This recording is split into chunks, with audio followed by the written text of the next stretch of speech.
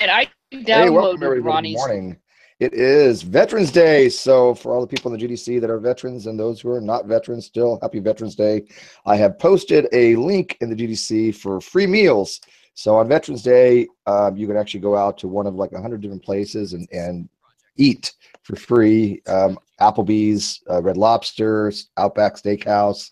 We're going to Applebee's tonight. Then on Monday, we're going to go to Corral because they're having it on Monday for some strange reason. Probably because it's a buffet and Saturday nights are busy nights, so I'm assuming they didn't want to have it on Saturday because they're cheap. Veterans don't mean as much to them, I guess. No, I'm just kidding. I mean, free food's free food. So anyways, we're going to be taking advantage of that, so I hope you veterans out there do. This hangout's going to be, even though I've got a raspy voice still, it's going to take probably another week for my voice to get back, but I watched that 4-minute video that Ronnie had today, and Jade watched it today, and we both actually at the same time individually of each other said, hey, let's have a hangout on this because it was very confusing. And I wanted to ask you guys a kind of a question, especially the theists out there. We've got Wayne here. We've got Jade here. That what the hell is Ronnie talking about? Who is this Christian community he's talking about? Is he talking about a specific community? Is he talking in generalities? Who's the Christians that he's referring to? And by the way, I'll show people as they come in midnight because I'll leave it. I don't want to have too many people at controls because we obviously have been sniped before. Yeah. So I'm going to kind of like moderate that. I have the ability to check out person instantaneous pretty much and kick them out if they're not who they appear to be. But anyways, so I don't know who Ronnie's referring to as far as this group of people that's bashing on Christians. Oh, I do. Oh, okay. So you know who they are because he's obviously not referring to us. I do. So who is he referring to? I do. He's referring to Fiona and I. Oh, okay. Darn well. Fiona and I insinuated, I figured as much, but I wasn't sure, obviously, because he wasn't direct on it. But who's the group? I didn't know what he was talking about, Steve. I woke up and I get notifications whenever he makes a video, so I'm laying in bed and he's rambling on about there's some fake Christians in the midst of us and blah blah blah. And I'm like, Ronnie's a Christian, and I went back to bed.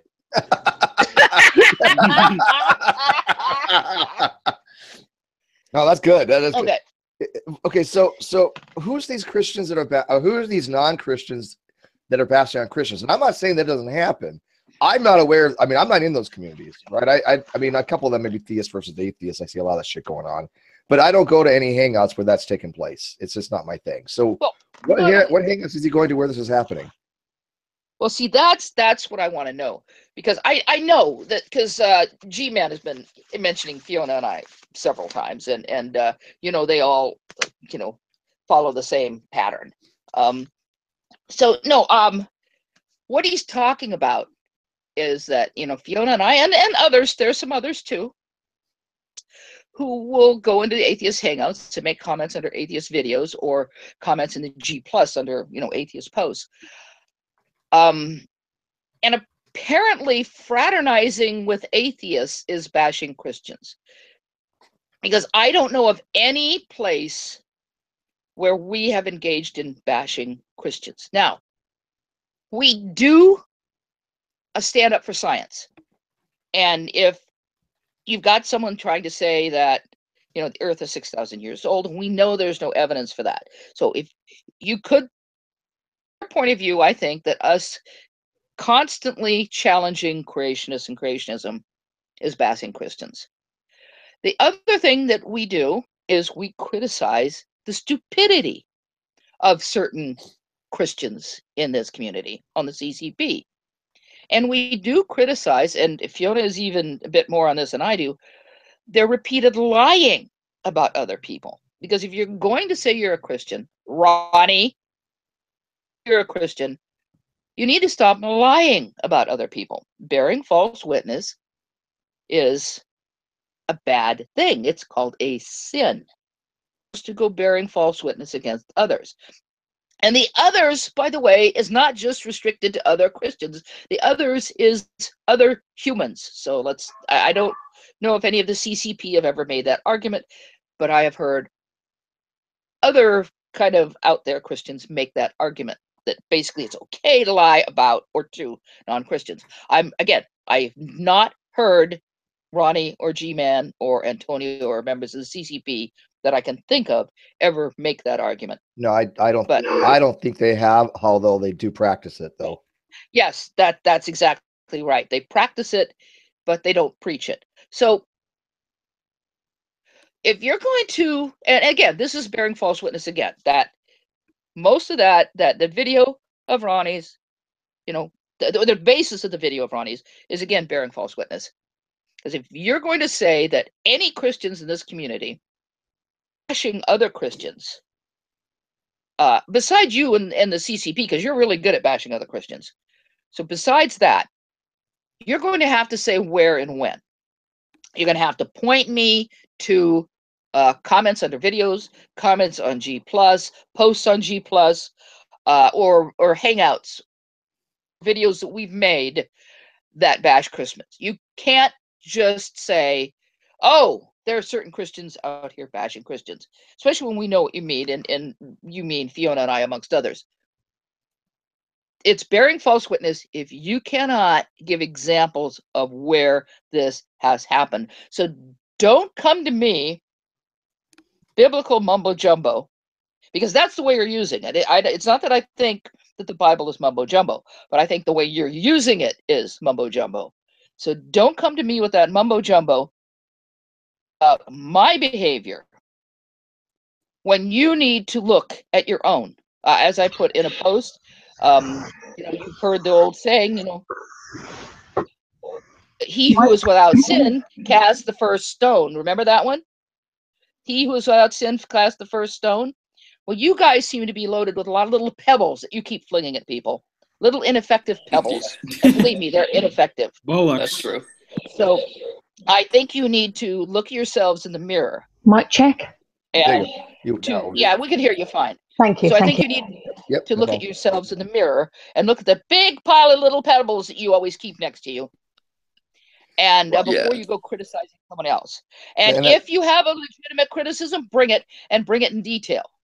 When we criticize creationism, I'm almost done. When we criticize creationism, we bring the scientific evidence. Criticize you guys, we bring the evidence. We have a file out there about some of the things that Ronnie has said. We have cataloged some of the things that you people have said. We have downloaded your videos because you love to reinvent history. Accusations, you bring it. I'm done. Yeah, but where are they going to bring it to? I mean, the fact that they've isolated themselves into an echo chamber, they have no forum to where they can actually bring anything to. I mean, they're criticizing you and Fiona for cohorting with the atheist, which I don't know what the hell that it's a problem with that. I mean, what does he want to have? Just a group of people like the Council of Google Plus that are just a bunch of Christians getting together that are not being challenged by anybody, or a group of atheists getting together that are not being challenged by anybody? I don't understand that. The whole point of having these hangouts and the whole point of the Great Debate community is so you have interactions with people that you don't agree with. Is this Steve, the link in the description is inactive, says Blackmouth. I just tried it. It works for me. Is this is this coming from TE's True's hangout about who's a true Christian and all that? Yeah, something like that. I mean, he's like the bollocks that's coming out with. What's that?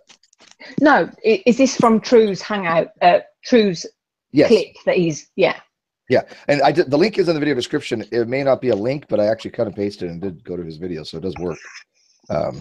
Yeah, you need to, you can. Well, anyways, doesn't matter. It works. Can I just say that the drag posted something quite a while ago, well, a few weeks ago, about should you starve True or feed True, and I think you should starve him. And I think that's true for all Christians as well as atheists. Starve him, because he's not providing nothing.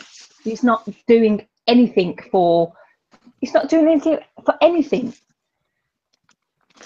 Why do we comment on True's hangouts when he's commenting? He's not providing a discussion. He's not going into hangouts. Why are we doing that? Yeah, it's like he stopped caring a long time ago, and now it's just single side narrative. But I've said he's not even like G-Man. G-Man's for the lugs. I like G-Man. He's for the lugs. True is not doing nothing. Or the speckles. Speckles as well, yes. I don't know why we're entertaining him. He needs to be starved. Starve him. Well, here's the thing. It's not. I mean, I agree with you to an extent, right? I mean, that's why I don't really bother with Ronnie that much. I mean, Dragnot kind of has taken up that mantle, and I let him do all of that because I just have no interest in it. But even Drag is starving him. He's starving him. Well, I don't know anybody. He talks about Ronnie quite a bit, but every so often, Ronnie. I mean, he'll make a video, and I think we should not completely alienate them as far as addressing what they have to say, because like in his video, he's making a very staunch plea that there are certain Christians that are questionable, whether they're being Christians only because they interact with atheists. And he's talking about the Christian community, and I don't know to whom he's referring to as this Christian community. As Wayne was just in here a little while ago, when Wayne got up and saw this video, he's like, oh wait, Ronnie's a Christian?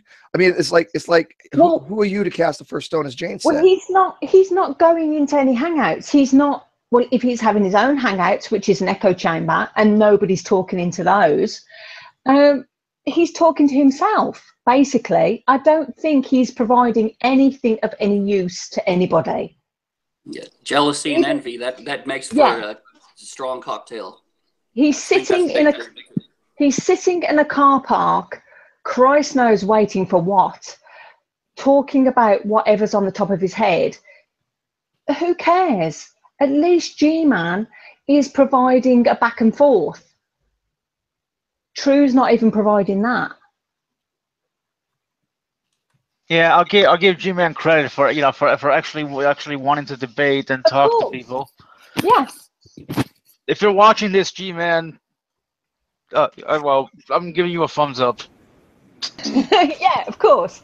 G-Man will have the back and forth. True is hiding from any sort of dialogue. He doesn't have any open hangouts anymore. Here we go. Well, True, the way I see it is True is the Wizard of Oz, and it's all the the people trying to get his attention and asking for things. He has all the knowledge, and they just need to go and get it from him. Not if you starve him. Just leave him. Let him just be the little Jack Horner in the corner. He's not providing nothing.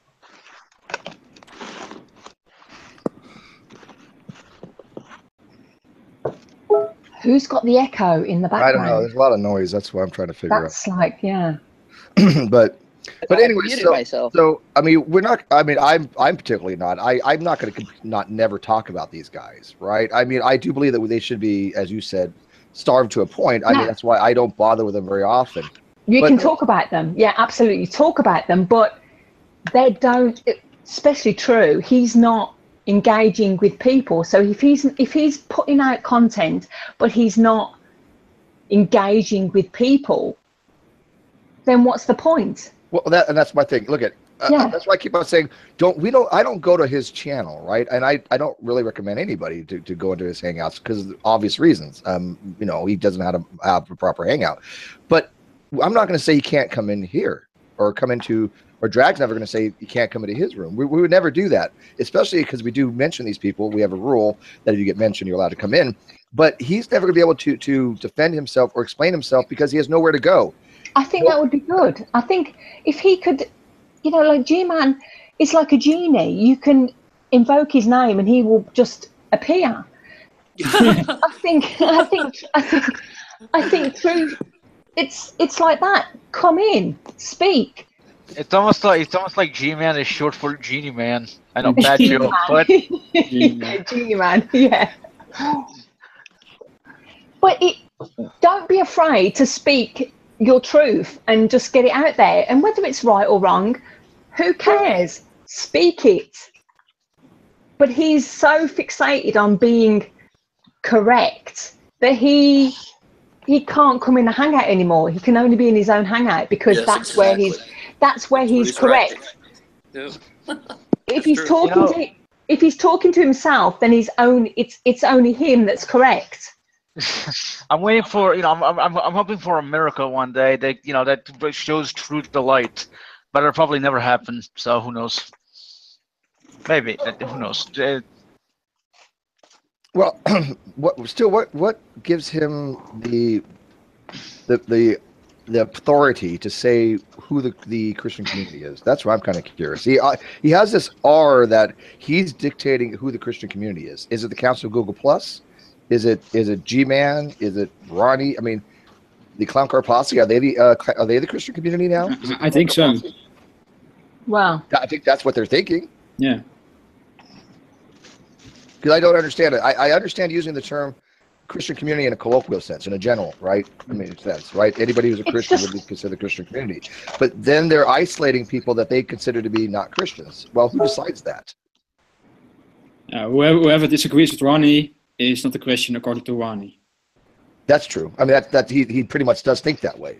Well, as soon as you differ on any minor point, then you're out.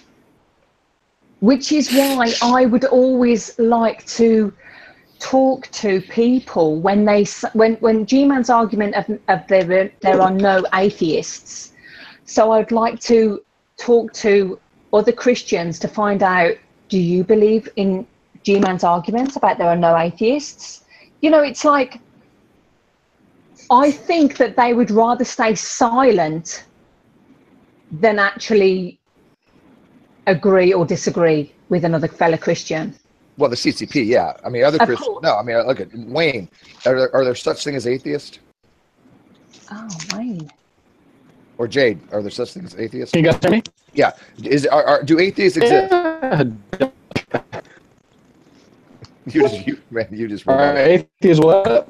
Do atheists exist? Let me come. Yeah, he's roboting to roboting. All right. But I mean, isn't that what the Bible implies, or isn't that what the Bible says? Well, that every man knows that there's a God? No, that's not what it says. No. I would. The fool in his heart says there is no God.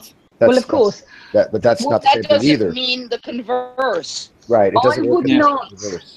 I would not listen to anything that Jade said or anything that Wayne said about that, because G-Man's argument would stem from who are those people? Veckel, Antonio, Evangelist Ken. So he would go to those people. He wouldn't go to Wayne. He wouldn't go to Jade. He wouldn't go to General Han Solo, or he wouldn't go to these people. He would go to the other side. He would go to the extreme, as I would put them. Yeah, I'm looking at this right now, and yeah, it seems. I mean, this passage seems to imply that the existence of God is plainly obvious to every human being out there.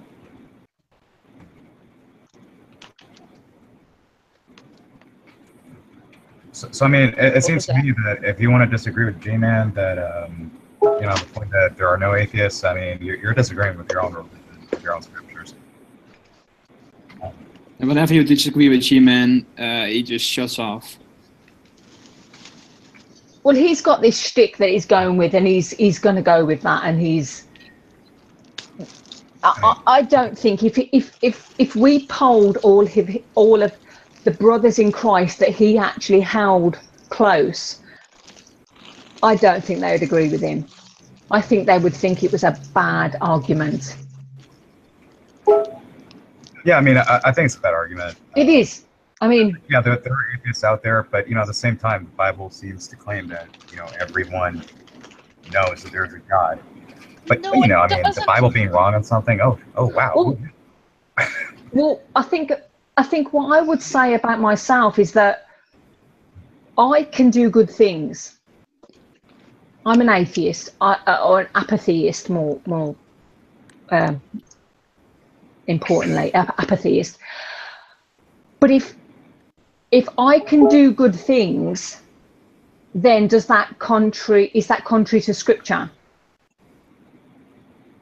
Because the fool in his heart says there is no God, they can't do good, they are corrupt. But if I can do good things, Oh, fuck. I don't.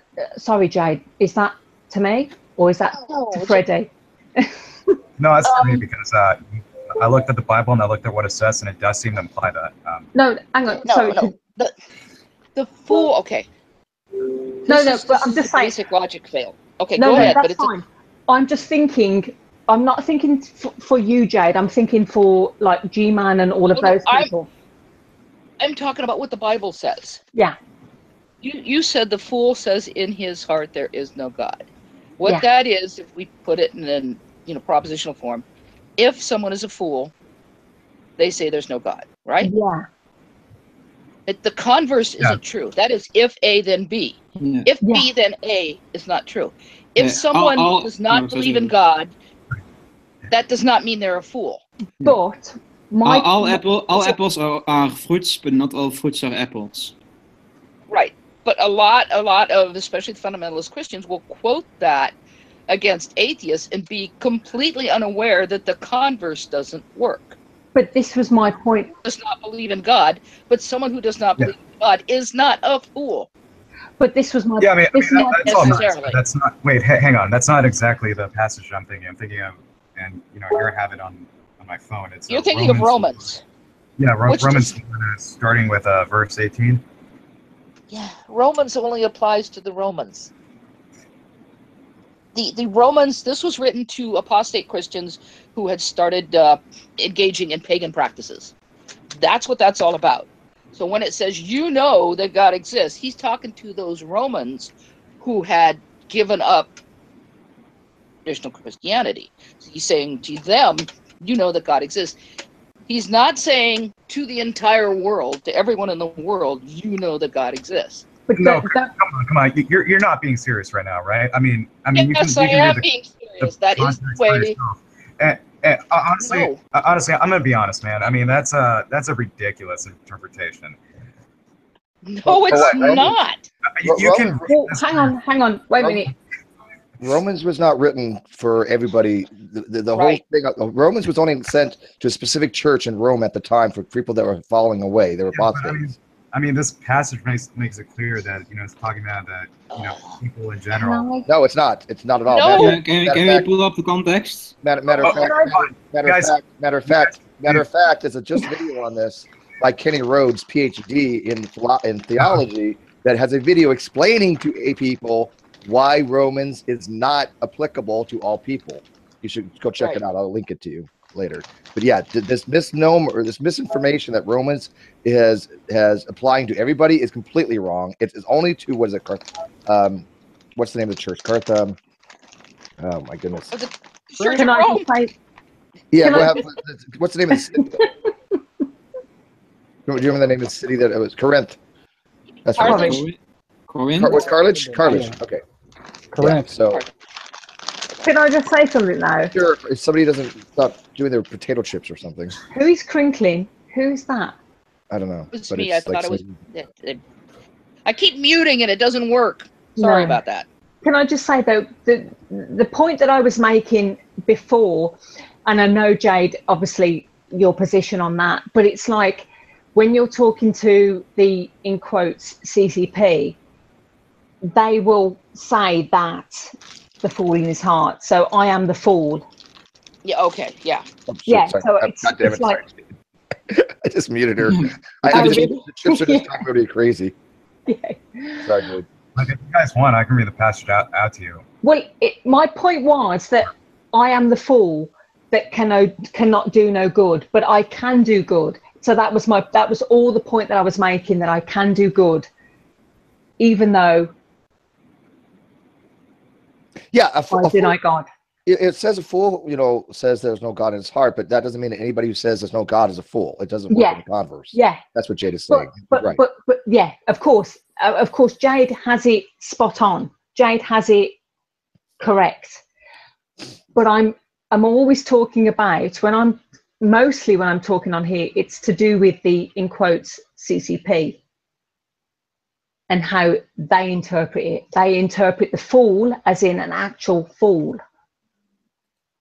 So if you deny God, or if you say there is no God, you are a fool. it's a literal fool, I think, in their terms. So I was saying that I'm not a fool because I can still do good. Yeah, and you don't have to have God in your heart to not be a fool. That's the mistake that they're making. But I can still, but they've been corrected on this. They've been corrected on it by many different people. They still put that out there. It's just one of those tropes that will never die, no matter how many times you refute it. It's to say that I am a fool. I am a fool. That it's their insult to me that I am ignorant and I am stupid. I'm a fool. But that's fine. I don't accept that. But that is their statement on me.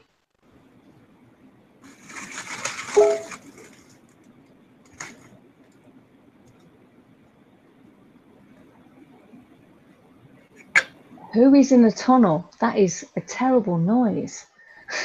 Yeah, we're getting a lot of background noise. I don't know why. I think it's from the Immortal, or what's his name? Well, it's not me this time. This is going to be a test, okay? After Steve muted me. No. Let's see if I can mute myself. There's no tunnel noise now. It's fine. No. But I was having a little argument with myself that if I can do good, if I can be a good person, no. If I can do good, is that contrary to Scripture? No, because what the theists, no. Listen, I'm not a good person. I'm not saying that I'm a good person, but I can do good. Right, but the theist would say, the more intellectual theist would say that people can still do good regardless of their belief, because just like in the Catholic Church, you can still go to heaven even if you're not Catholic, but all the good comes from God, even though you're not attributing the goodness to him. Okay, but you can do good as an atheist, according to some theists, right? Theists that say, oh yes, even an atheist. That's why Dr. Rhodes would say yes, even an atheist can have morals. In his video, he said. Wait one second. He said in his video, stop telling atheists they have no morality because that's stupid. Yeah. And he's right. Yeah. So is that good? Is that okay that I can do good? Is that acceptable? I mean, maybe Wayne or Jade. I mean, I would prefer actually a CCP member in quotes, because it's like, can I do good? I mean, I think I can do good. So, yeah, sure you can. Can you do good? Of course. Yeah, of course. What that verse was talking about was the fact that everything that exists comes from God. So in that sense, nothing can be good without God. Sure. Can I say something before I go? Because I'm about to leave. I just wanted to say, so I guess we're trying to basically like translate what Ronnie was trying to say, because we all know Ronnie don't speak English. It certainly doesn't the right English. Yeah.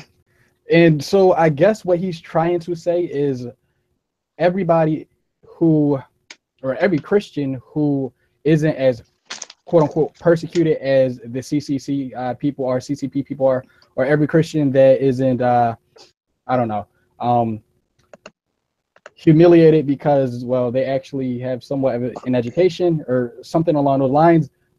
You're not a real Christian unless you get made fun of, or unless you humiliate yourself, just like we make ourselves look stupid. So I guess in order for like all the Christians in our community to be accepted by the CCP, we would have to like go out on a limb and like do crazy, stupid things just like they do. So I guess like if that's the case, then guess what? We wouldn't be Christians, because we would be going around lying just like Ronnie. Or the story. Yep.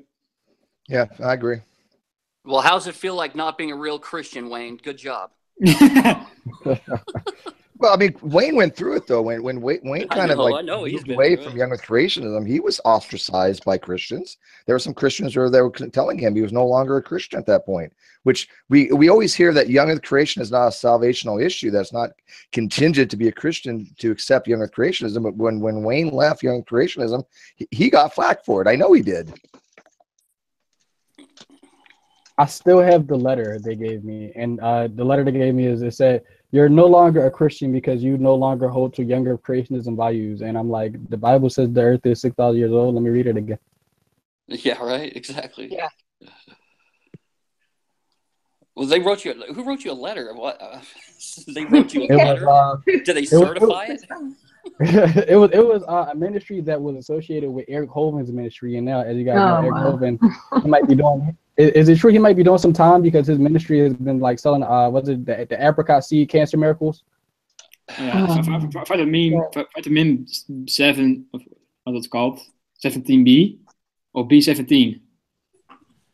No. I'm so disappointed. We're so disappointed with you, Eric. We're so disappointed. Yeah, right.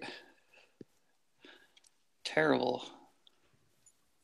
But I've got to go. Thanks for inviting me, Steve. Thanks. And speaking of which, so who is the Christian community on G Plus? I would say like the people in here, General Han Solo, Jay, Fiona, and anybody who professes to be a Christian with their mouth and say that Jesus is Lord.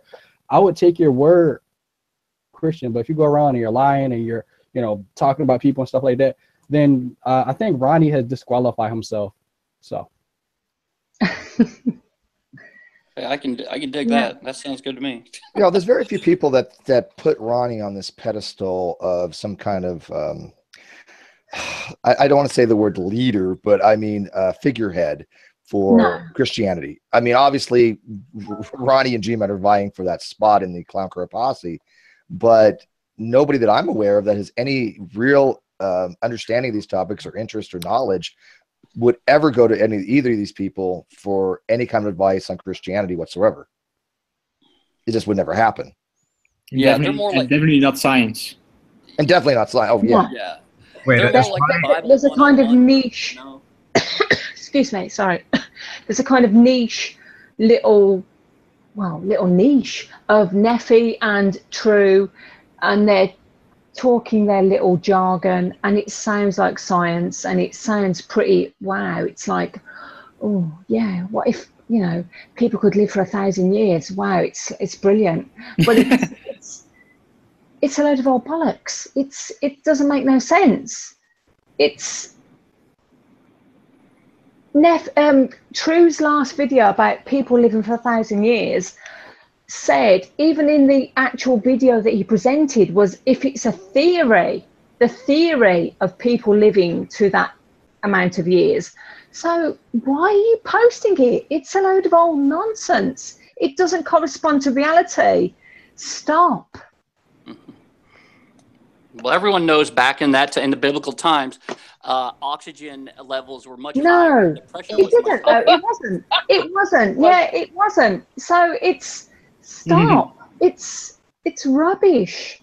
Also, a increase in oxygen concentration doesn't help really much because you can also die of too much oxygen. Yes, but their lungs were much more equipped back then.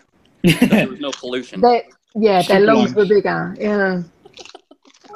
Well, and the thing is that video is such bullshit, because Ronnie, first of all, I found out where Ronnie got that. It's from an article in IO9, online magazine, and I know he got it from that because IO9. I actually did a post about this. IO9 did put in a quote from the doctor, or whatever his name was, and they neglected to put in the second quotation mark. They had the first quotation mark there, but they accidentally left off the second quotation mark. Accidentally? And so did Ronnie.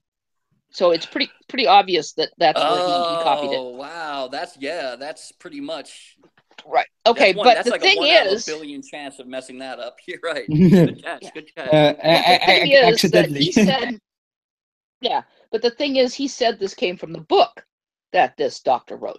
I have the book. It did not come from the book. It came from an interview the doctor did.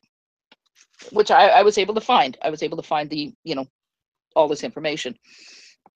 And it came from an interview the doctor wrote, and it's a quote mine, of course.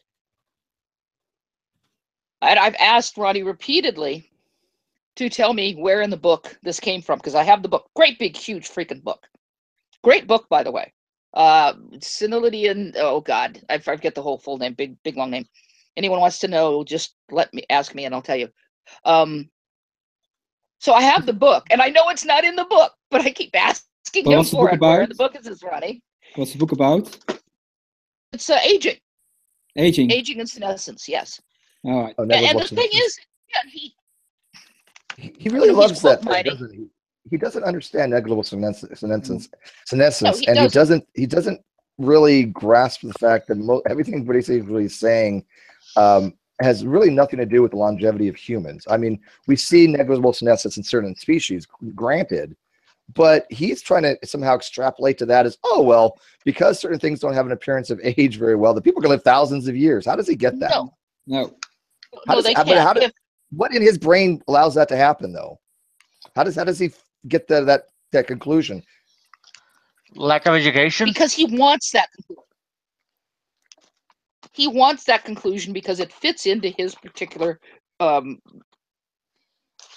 I don't even see the pathway. I don't see how he gets from A to D there. I don't know how in his way of thinking that he thinks because there's negligible senescence in certain species that humans can live thousands of years with there's no evidence. Matter of fact, the evidence, last thing I've seen, and if I remember, I think Sam had pointed out in a paper, it was about they think that the maximum life expectancy for a human under best conditions is somewhere between 120 to 150 years. Yeah. Well, that's more for now, the but 120 part. Okay, so I mean that would be the low end. It's due to the Hayflick limit. Yeah, the Hayflick limit, right? Because the Hayflick limit is basically your cells divide, and each time it divides, your telomeres get shorter and shorter, and so it can only replicate itself about 50 so times, and then after that, you have a problem because you have no more telomeres. They're so short that you end up with fusions, you end up with cell death. True, but so I was just gonna... yeah, then I've heard that.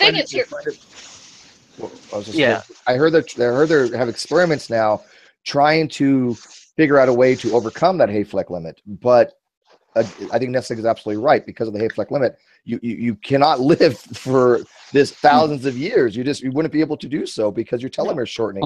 Unless you can increase your telomere length or make your cells live longer. Well, then that's what they're trying to do. No, yeah, it's called rejuvenation. I have the book. I just started reading it. Here it is. Ending Aging by Audrey DeGray, PhD. I mean, yeah, there is a lot of research going in this area, but that's not something that Ronnie's either A, familiar with, or B, has well, no, yeah, I know. But I'm just saying that exists out there, and hopefully within our lifetimes. If not, then maybe next life. Who knows? Every cell in your body, every tissue type in your body eventually gets replaced by a new cell. So, some take longer. Like, for example, I think, if I remember correctly, the heart cell takes longer than skin cells. And that's because, and that is also the reason why you see aging more prevalently on skin. That's true. But okay, I'm hopeful with this research that they're doing. Maybe not. Who knows? A guy can be hopeful. Yeah. It's also a pretty interesting evolutionary question. Why do we have this telomere shortening mechanism in our cells? And it's a prevention of cancer. Right. Yeah. A lot of our defenses end up, they're two-edged swords. Yes. On the one hand, they defend us, and on the other hand, they can kill us. Yes. Something like if you have too long telomeres, then our chance of getting cancer increases. Mm-hmm. Now, for Ronnie's point, he's trying to come up with and this is common with creationists, he's trying to come up with some scientific explanation for why certain people in the Bible lived for 900 years. Except, of course, they didn't live for 900 years because they were using base 60 back then. But that's irrelevant to Ronnie. Yeah. And as someone pointed out to me, I was talking to someone about this who was not familiar with this, and they went, wow, that makes sense, because at a certain point in the Bible, you go from these big long ages to normal ages, because of the switch from base 60 to base 10. And we see the same exact thing happen in the Sumerian kings list, Yeah, exactly. where you have the kings who lived for like what, ruled for what, 14,000 years or something. No, even So- longer than the. Yeah, I think when you what's that? The Sumerian kings, according to Sumerians, lived way longer than these pre-flood people in the Bible. Yeah, I think Yeah, when you do, apparently, I guess so. Yeah. I think when you do the base 60 to base 10, the ages range from like 61 to 81. They're a lot more reasonable. Yeah, they are.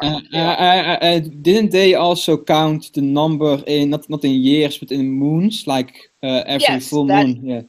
Yeah, the Sumerians did, and which is why no one has yet figured out exactly how long the Sumerian kings lived.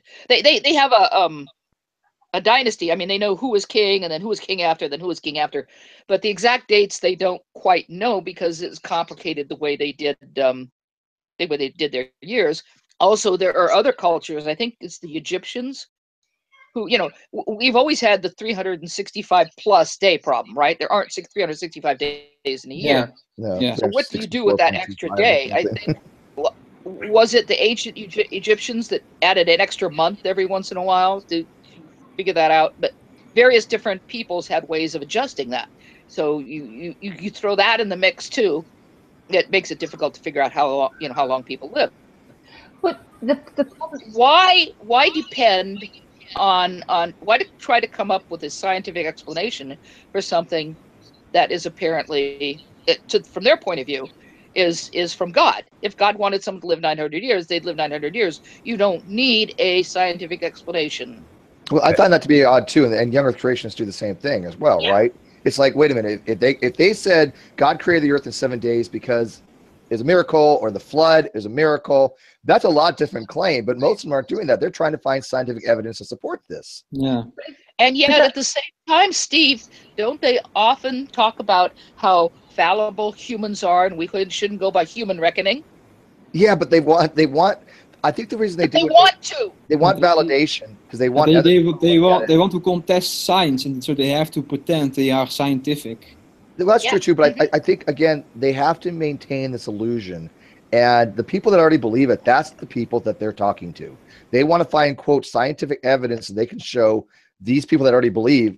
And we already know that the scientific evidence isn't there. They have to distort it. There's no question about that. It's non-existent. That's what these professional apologetics do. They distort it. Humphreys distorted his findings to no end. I've been talking to both Dr. Henke and Dr. Lachey on the helium diffusion rates, and hopefully they'll be on by the end of the month. I know one's out of the country, but they want to come down together, and they're making a presentation. But they've even said, Humphreys is just straight out, he's just wrong. He must be the lying, or so cognitive dissonant that he's compartmentalized things where he doesn't care anymore. I mean, because I looked at some of the things they were showing, and I was reading some of the things and said, oh my God, how did he get this? Is it the guy about the human? Is it the guy about human chromosome 2 fusion, or is it a different? No, this was about helium diffusion rates. Oh. One of the things check this out, Ness. Like, one of the things that he did was that he quote unquote misunderstood, they said, uniformitarianism. His understanding of uniformitarianism, which I think is I don't think he misunderstood at all. I think he deliberately did this. He wanted to make uniformitarianism such that as you go deeper into the Earth, there is a average constant pressure and temperature rather than a gradient, because he's assuming that it's uniform. Thus, uniformitarianism, which is not what it means, by the way. Not even close. But he's taken that word to mean that it's uniform. So he applied this strange constant average on the helium diffusion rates, rather than taking into account the deeper you go, you're going to have different pressure depths and pressure at different temperatures, which is going to cause a different amount of helium diffusion through the zircons. And both of these PhDs were going, this is just absolutely nuttery for him to do this. But that's how he did it. I mean, I'll show you the data. That's a new one from. There's a new one for me. I have never heard of that before. It's weird. I mean, even in the graph, you can see his line is just this constant line for the temperature and temperature also. Yeah, and as you look at the other graph, it's actually, you can see it's more a lot. I mean, just constantly changing as the depth increases. And he actually, for some reason, read it backwards initially. It was really strange. I'll have to show you in a hangout. But yeah, these people just manipulate data. That's all I do for the masses, and again for the people that actually believe. Because how many non-scientists, or excuse me, non-young Earth creationists have you ever seen quote Tompkins on his Human Chromosome number 2 blog? How many non-young Earth creationists have quoted him? Yeah, except when debunking it, none. Yeah, except for debunking. None. Yeah, none.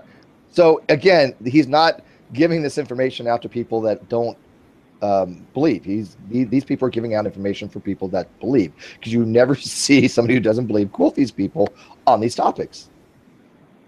None. It just doesn't happen.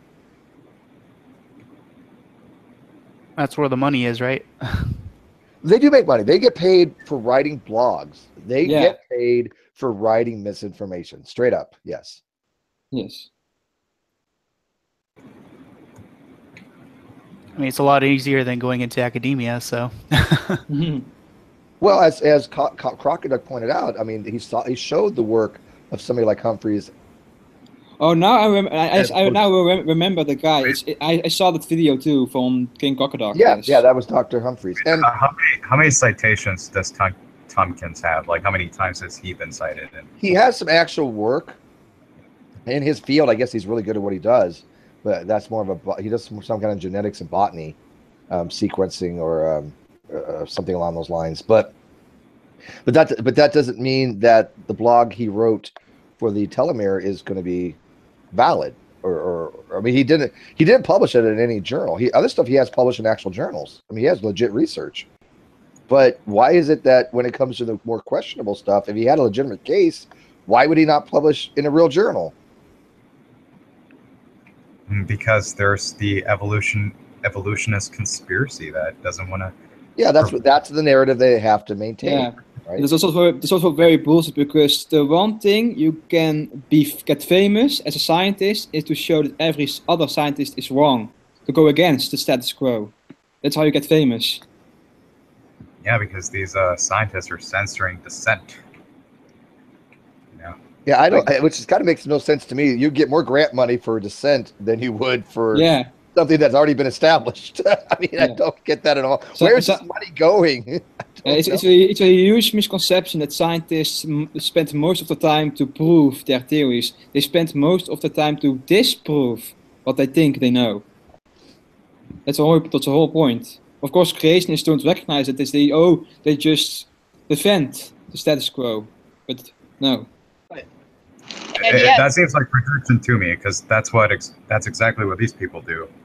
I mean, they start with their they try to desperately find anything they can, try to support this. Yes, exactly. They think that scientists are exactly like them. They just believe on faith what they do, and they never question it. Yeah, it's a really weird field to be like doing like a conspiracy theory, and it's not like there's a lot of money in evolutionary biology. Yeah, and what I was going to say is, they criticize, when they discuss Mary Schweitzer, they talk about how awful it was that when she came up with her findings, that she was heavily criticized, and that they tried to disprove it. But that's the way science works, you numbskulls. The other thing I wanted to say is that, Sam can explain this far better than I. Just because Tompkins is a geneticist doesn't mean he knows what he's doing. Because Sam has pointed out that what he did was like basic gene sequencing, and he said that he did some good gene sequencing. But he's not a biologician. So when Tompkins is talking about human chromosome 2, he's actually going outside his area of expertise. To the clown car posse and other creationists, and even other regular, just regular people, assist, and they think, well, yeah, he knows everything about genetics. No, there are specialties within genetics, just like there are specialties in medicine. If I had a heart problem, I would not go to a dermatologist. So if I want to know about biologistics, I'm going to go to a biologician, not to some guy who just runs gene sequences. Not that there's anything wrong with that. That's an important part of science. Do you know what it is? I really don't take. I don't want to take this down a rabbit hole and just take it to an aside. But it's like when I'm talking about certain things, I'm talking about CCP. When I'm talking about the CCP members, and it's like there are the theists on the GDC and there are the theists on the CCP. It's there needs to be a distinction between the two. Do you see what I mean? It's like when I'm talking about my objections to theology, and most of the time it's CCP objections. I don't know how we can do that. I don't know whether we can put something on the wiki. It needs to be something it's like a distinction. Steve, do you understand what I'm saying? Sure. It's like I know that there are most theists, let's say Jade, Fiona, General Han Solo, Ochiwawa maybe, they think this. I think it's the reasonable. I hate putting labels on people. I really do. It's like I want to say these theists, and then you've got the unreasonable theists, which are the CCP. I don't know how we can distinguish between the two. Do you understand? Well, one just takes everything on faith, right? Yeah. And then the other one thinks they have reasons to believe. Yeah, and I really don't want to be offensive, but I in my own head I have got the line between the reasonable theists and the unreasonable theists. It's like there's a delineation between the two. Yeah, I think they're called fideists. Fideists. Yeah. Oh. Yeah, and I have no problem with fideists. However, like I've heard like Ozzy say that he's not a big fan of fideism, but I don't think there's a problem with it. I know that Jade's a fideist, I think, and Fiona's a fideist. So hang on, say the word again. I can't. It's basically somebody who accepts a religion on faith rather than trying to like scientifically prove it. It's like they recognize that it's just a faith. I'm blind faith.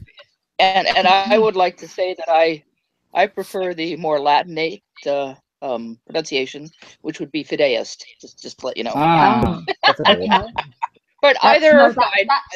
That sounds better to my ear. That sounds better to my ear, actually. The same thing. And I don't mean to. Do you understand when I don't mean to be offensive? It's like the reasonable, the ones that kind of you can speak to, and the ones you can't speak to. Mm-hmm. The ones the ones that you can have a conversation with, and the ones that are stone wall, black and white. My brother, yes and no. My brother, you're knocking on your mic a bit. Oh, am I? Sorry, that's no. I mean, Matt White is knocking on his. Oh, he's already muted. He's already okay. If you guys don't mind me asking, I might have missed a little bit because I was at work. But what all did I miss in this chat? Because I logged in and like I had 50,000 notifications. Most of them looked like Pipe was making himself out to be a jackass. I don't think Pipe's here, is he? Is Pipe here? Well, I mean, he's in the chat that I got the link from. It's in the side chat. Me and Jade are sort of having a polite discussion. Yeah, I didn't know what I missed upon, so I was just wondering. Matt, your mic The is mic is horrible. awful. I mean, I can't take that. You fix your mic and then come back because this popping noise is just literally driving me nuts. It's like you're tapping on it. Yeah. Is it better now or no? No. No.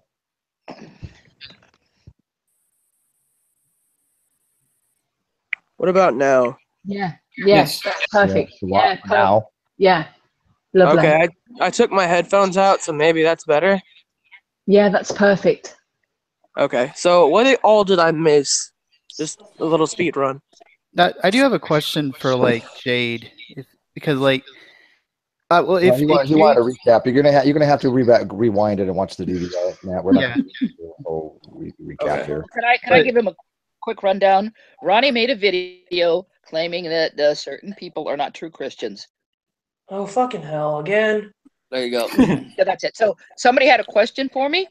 Yeah, like Jade and Fiona, like, do you guys really take it on faith? Because I mean, I know that would be contrary to the teaching of the Catholic Church. So I'm just curious how you guys reconcile that. No, I don't think it's contrary to the teachings of the Catholic Church. I think my faith is very strong, and I think that's the basis of your belief. But, you can come up with all sorts of proof that God exists, but I believe most of those proofs are personal. I don't buy most of, and I've studied this. I went to Catholic school and I studied this, and then during the 70s, of course, I explored a whole bunch of really interesting stuff because it was the 1970s, and I came back to Catholicism. And not that I believed in those things. It's not like I ran from cult to cult or anything. I was just observing. I tend to do that, sit back and observe and see what's going on. But most of the proofs fall flat. At least in the oh God, I can't think of the right term. At least logically, they fall flat. That's not even the right term. Rationally, they fall flat because you cannot substantiate them. You have to have some belief behind them to substantiate them. Yes, I've read Aquinas. Yeah, I'm familiar with. Oh, and I get a big kick out of presuppositionalists, by the way. Presuppositionalist one day, and he was bringing up this Jason guy who supposedly was attending classes. It turns out his university was like a room upstairs of some other building, kind of thing.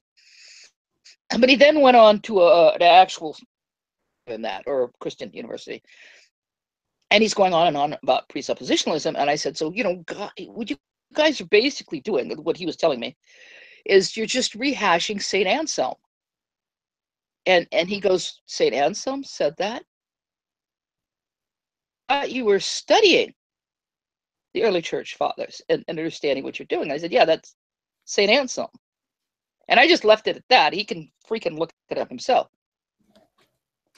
But no, I don't accept those on a I don't accept those without faith, because they do not follow. The conclusions do not follow from the premises. You have to accept certain things. And we could go through all the different proofs for God if you want, but you have to accept certain things before you can even believe in that. Yeah, I mean, I'm not really.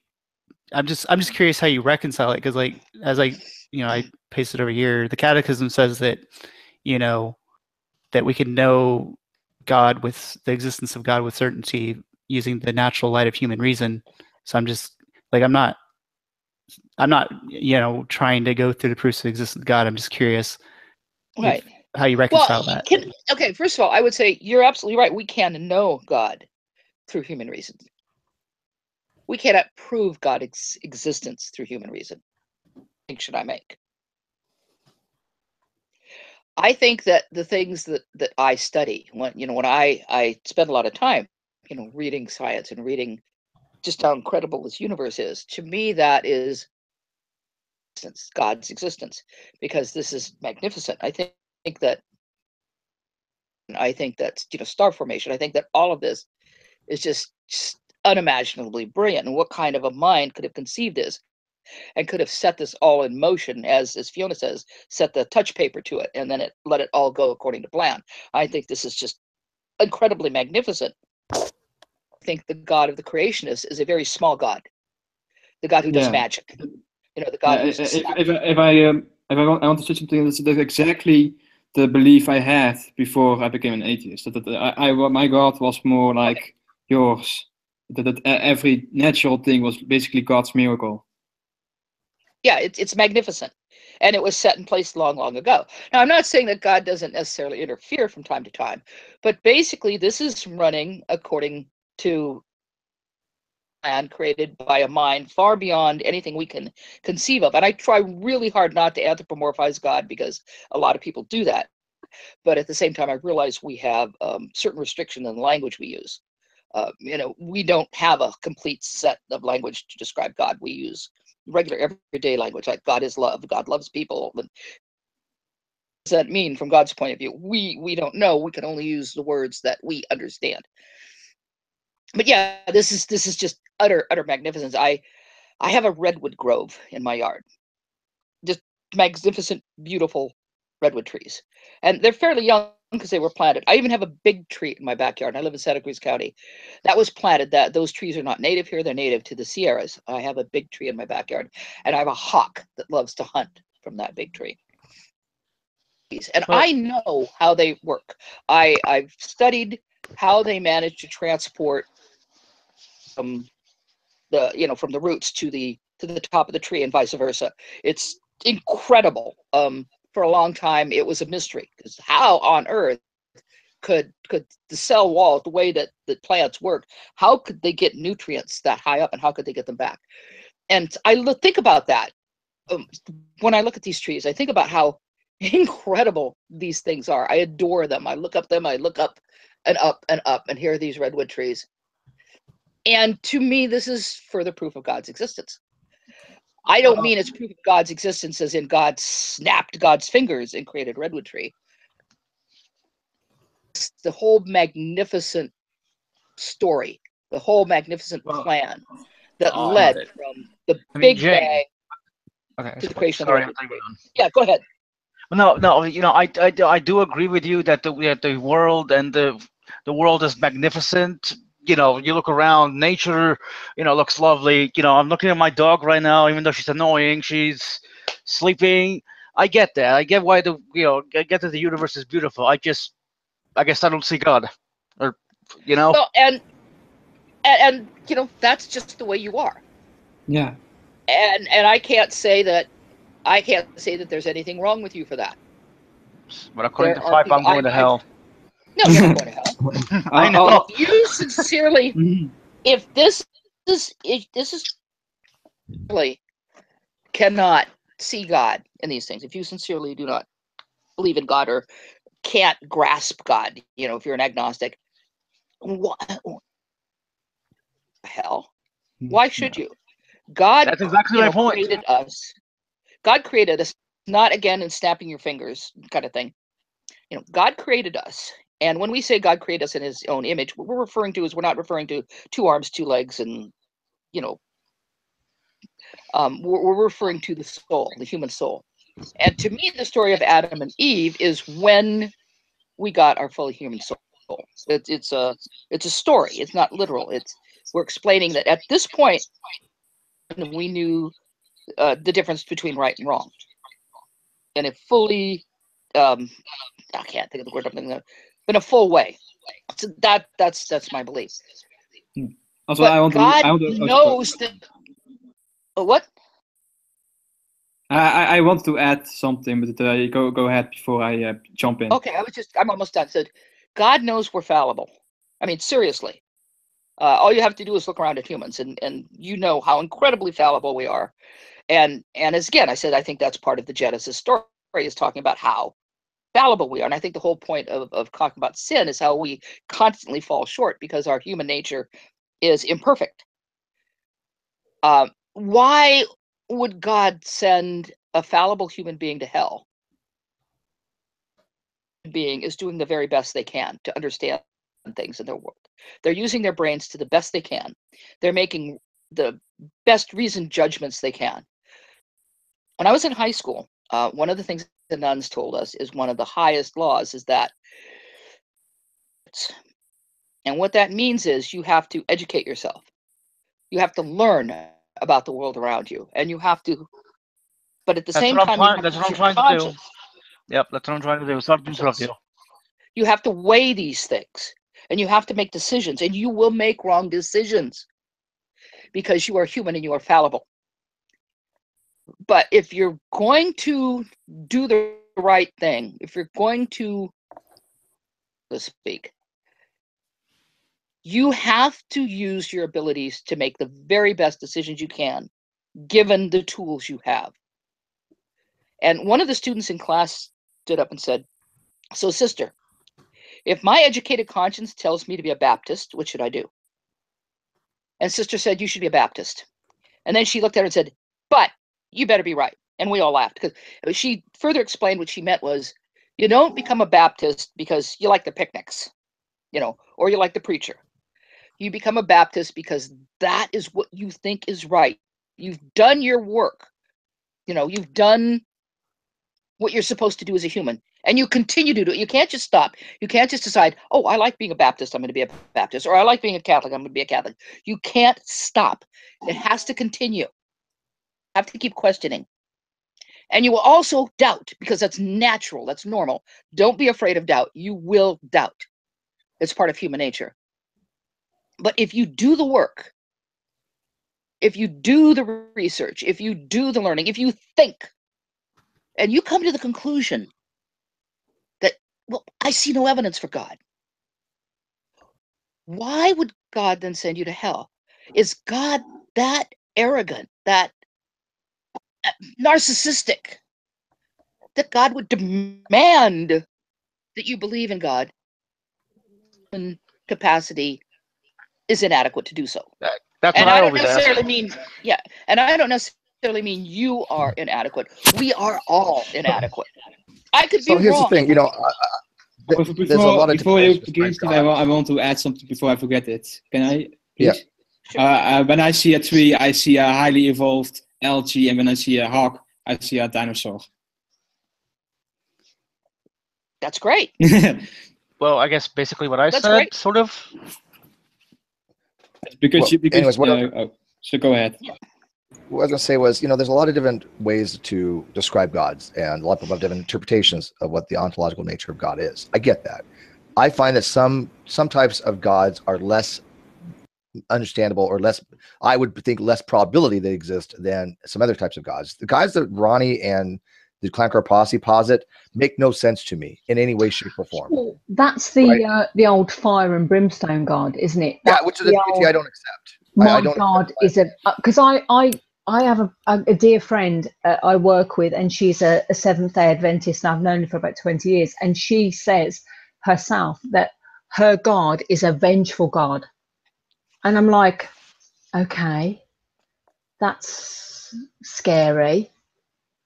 I don't want to have that God that's a vengeful God. Do you know what I mean? It's kind of creepy and weird, and it's not good. Yeah, but why do you want to worship such a God, if not for fear?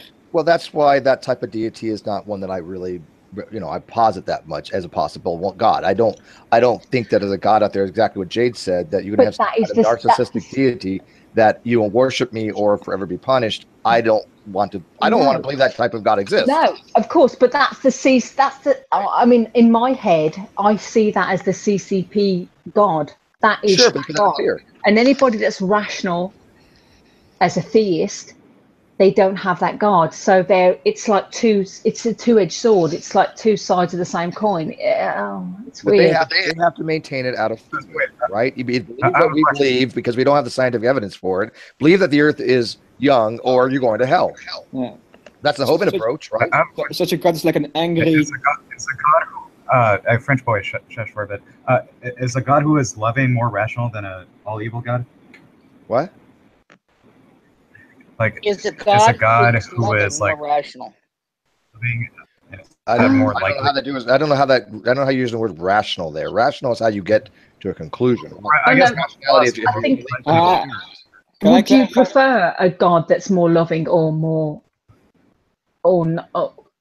it's bad. It's a terrible. Loving is fine. The problem is you run into when you try to posit an omnipotent God like Ansel's God that basically is all benevolent and all powerful and all has the ability to be all applying justice to people, because it's hard to have justice and be benevolent at the same time to 100%. I think we always think that God is a good God, it's like the game. Do you remember the game Black and White? No. Where you can choose your God. Yes. Yeah, I kind of. Yeah.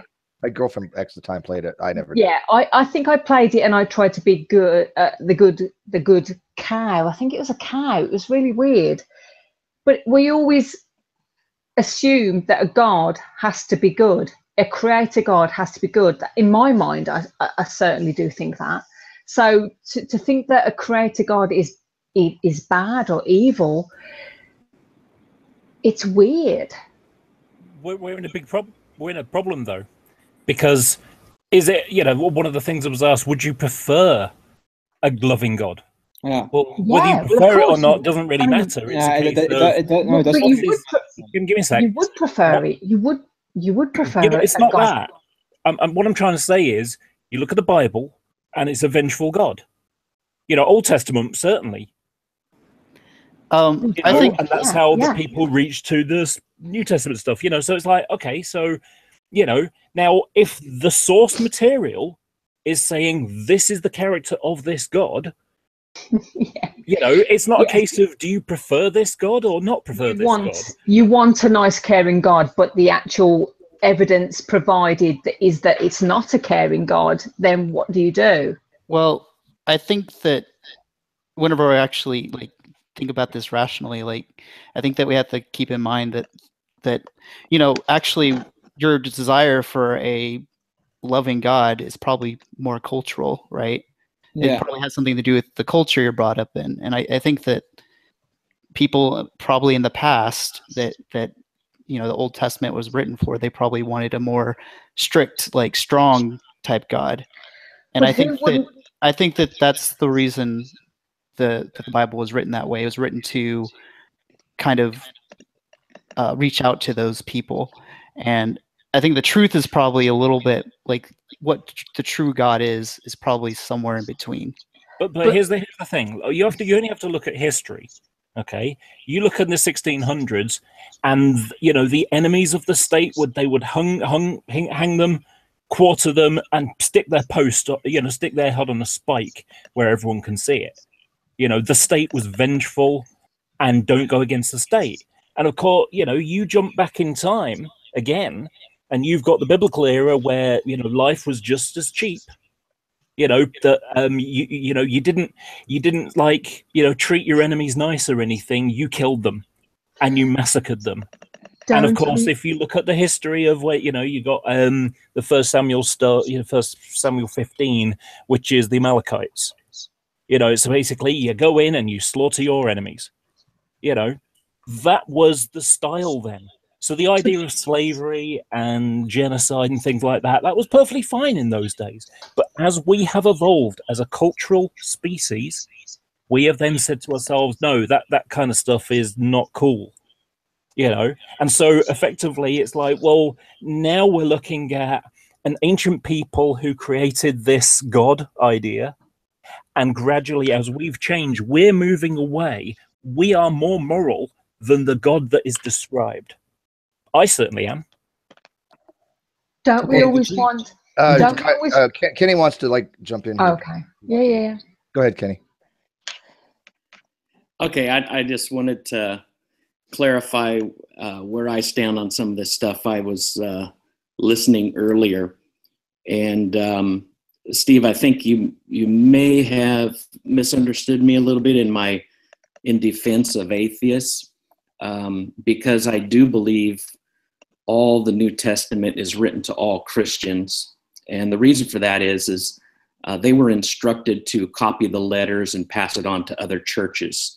And so while each letter might have some unique situations that each church is dealing with, sure. It was still a practice to copy the letter and send it off to other churches. So I do believe Romans is an indictment against all humanity.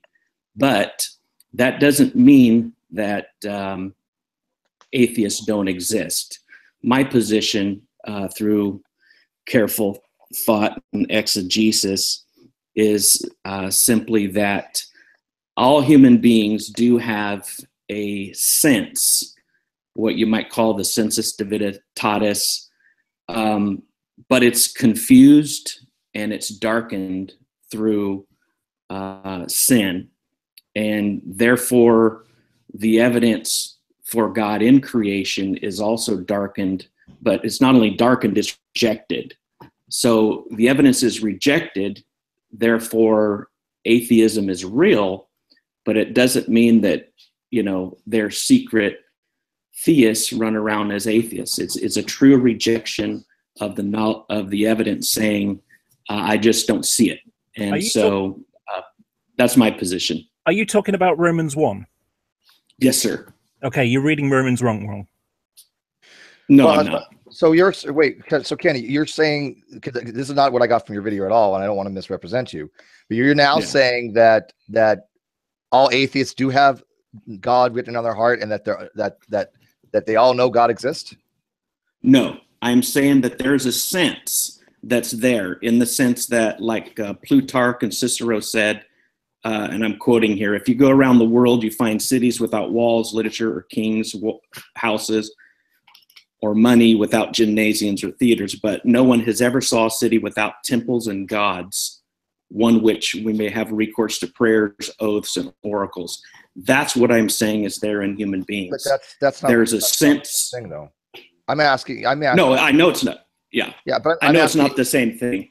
Do all atheists know that God exists? No. Okay. They rejected that evidence. And that's what I was saying earlier. That in Romans, people try to say that all atheists know that God exists. That's the part where I said in your video you were saying that was not true. Right, but it was the issue that Romans is just written to the Roman Christians.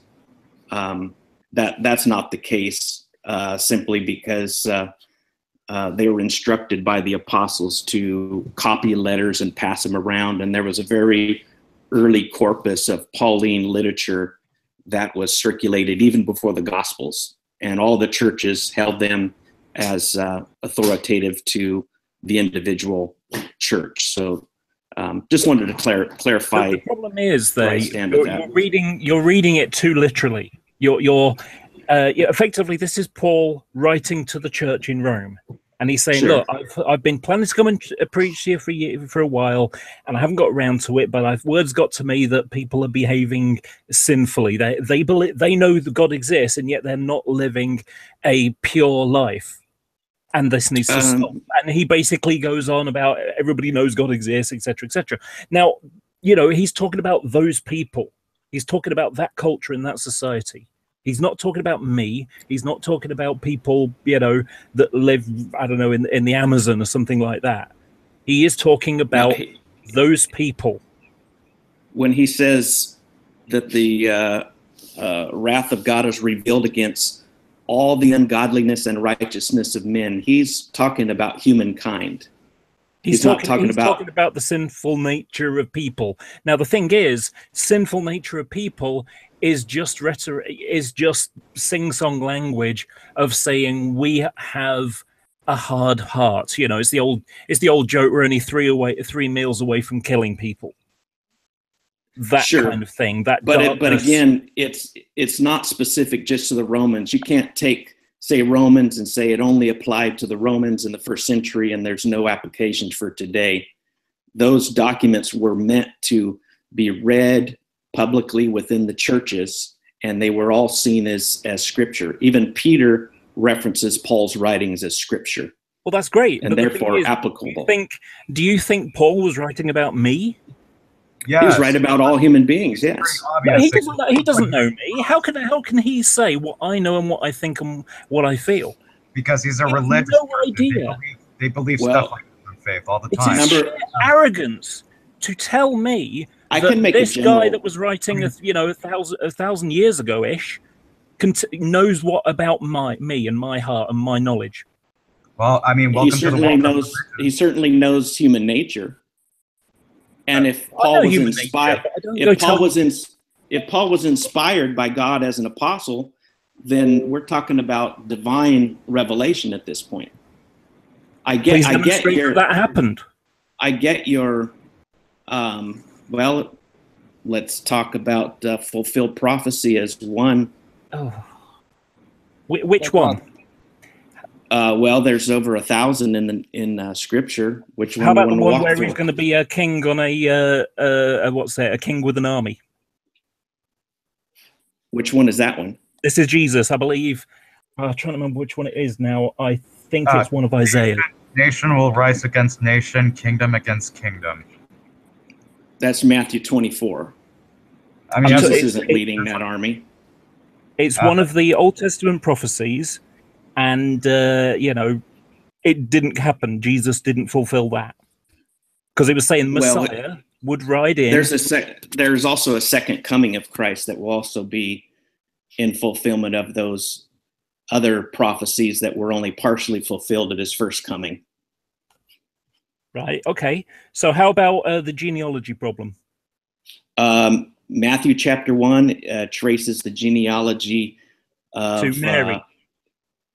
Traces the genealogy of Joseph. Yeah, but Joseph wasn't Jesus's father. He was his stepfather, and therefore legally. That's not the same thing. It said blood. But okay, but that's not true. Anybody that is brought in as a adopted legal heir has all of the prerogatives of that family. Here's the thing. Jehoiakim's line was cursed, and so you have a conundrum where the Messiah has to be a born of the line of David, but because of the conundrum with the cursing of the kingdom line, the adoption into Joseph's family is the only way to get around that situation. So you actually have quite a unique thing. Of the line of Joseph. He was adopted into the line of Joseph, and it's legal. That's not the same thing. Adopted and born. It is the same thing. It is the same thing. He was a physical descendant of David through Jonathan, and he was adopted into the line of Solomon. Which actually Isaiah 7:14, I believe, it's either 7:14 or chapter 9, it says, "Unto us a child is born, natural birth, unto us a son is given." That's language of adoption. A son is given. So how about Emmanuel? Was Jesus called Emmanuel ever? God with us. Yeah, that's what Matthew says. Hold on. Go back to the Matthew discussion, because this is how I read it. Back in your audio is really low there, babe. Mate, Q. Oh, I'm sorry, man. Babe. All right, can you hear me? Wait a minute now. Q is a very sexy man. I'll give him that. Sorry, I was saying mate, but it didn't come out of my mouth very well. Oh, babe. We don't judge, man. We don't judge. Yeah, it's all good. So if you want to call me babe, you can do that too. It was supposed to sound like mate, but I couldn't. So anyway, here's kind of how I read. Here's how I read it. So the Old Testament. You're still very quiet. The Old Testament prophecy reads as though it says from the seed of David, and I understand the adoption problem there, especially with the curse of Jehoiachin. So the curse of Jehoiachin, he cannot be the king under that lineage. But when you go to the Luke description, the popular the popular theory is that that's the Mary line. Well, the problem you have there is obviously it comes through Nathan, not Solomon, and the promise is from the seed of David through Solomon, which makes both of those a problem. No, the seed is just physical lineage. Yes, and Jesus was not of the seed of David. He was of the physical. He was of the physical lineage because Mary is a descendant of David through Jonathan, or no, Nathan. Nathan. But the promise wasn't to Nathan. The promise was through Solomon. He's not of the seed of David. No, the kingly line went through Solomon, but the seed of David is definitely just simply being a descendant of David. Yes, but the problem is that we're talking about the fulfillment of a prophecy. The prophecy was the king was to be not only the seed of David, but through the line of Solomon, which you run into the issue of the curse of Jehoiachin there. So you have adoption, but then you have another problem. You no longer have the seed of David present. I'm sorry, but when my daughters have sons, they will be of my seed. They will. Yes. I 100% agreed with you. A seed of David. So there's no problem there. There absolutely is. If the prophecy is saying that the king will come through the line of Solomon. That's the problem. The prophecy can't be fulfilled. If the prophecy says the king will come through the line of, be of the seed of David, number one, that's not a problem. If we think that the Luke passage is making a reference to Mary's Davidic lineage, that's fine with me. I don't care about, that's fine. The problem you have there is you no longer, yes, you have Jesus being the seed of David, but the promise no longer is through Solomon. The prophecy is, you're talking about something different. A legitimate adoption comes with all the prerogatives and authorities. But that's not the same as seed. Yes, that's what I'm saying. Basically, I mean, no. Go crude on it. We're talking about semen here. Yeah, and Jesus was a descendant of David's semen. How? Because it was his great grandfather. Yeah, you can I can't believe we're having this conversation. Father, I mean, you say that Joseph was God in order to make this work. This is amazingly nitpicky. No. I don't think it's nitpicky at all. Wait. Yeah, You're it's focusing totally on the wrong thing here. Well, no one's arguing that Jesus is not of the seed of David through the Luke lineage. We realize that. Absolutely. The problem is we're not referring back to the Old Testament prophecies anymore, because the prophecies prophesied that the king would come through Solomon. Through the line of David. It was through the line of David. Hang on. Somebody here just said that he wasn't through the line of David, and somebody has said he was through the line of David. He is through the line of David. What does Q say? What does Q say? No. Okay, so both passages in Matthew and Luke, okay, they are both tracing lineages back to the line of David. But if you look at the prophecies through Mary, one is through Solomon and one is through Nathaniel. Right. The popular theory being, if you're going to try to solve the problem of that being some sort of contradiction, one would say, okay, well, the Luke is making a reference to Mary's line, which you want to go with. It's pretty clear. It has to go through Mary. It has to go through Mary. That's fine. That's not a problem. Yeah. And I'm not arguing that he's not of the lineage of David. But if you look at the prophecy specifically says that it comes through David's son that will build a house of God, which we all know is Solomon, which was not from that's the Davidic covenant. Now, the Davidic covenant was certainly reiterated throughout history, but the covenant was with David and his seed, not Solomon and Solomon's seed, but it was with David and his seed. You're correct, but if you look at the prophecy, is anybody else seeing my total misunderstanding of what he's trying to make a point here? I think I don't get his point, to tell you the truth. Okay, it's simply my point. I'm not arguing about lineage problems with Jesus being able to be traced back to Joseph to David from Joseph or Mary's side. The problem is you're talking about, you're using prophecy as a justification for your belief, right? So we have to look at the actual prophecy. Well, I'm saying that all the prophecies in Scripture, there's about 1,060, I believe. Yes, and you very specific.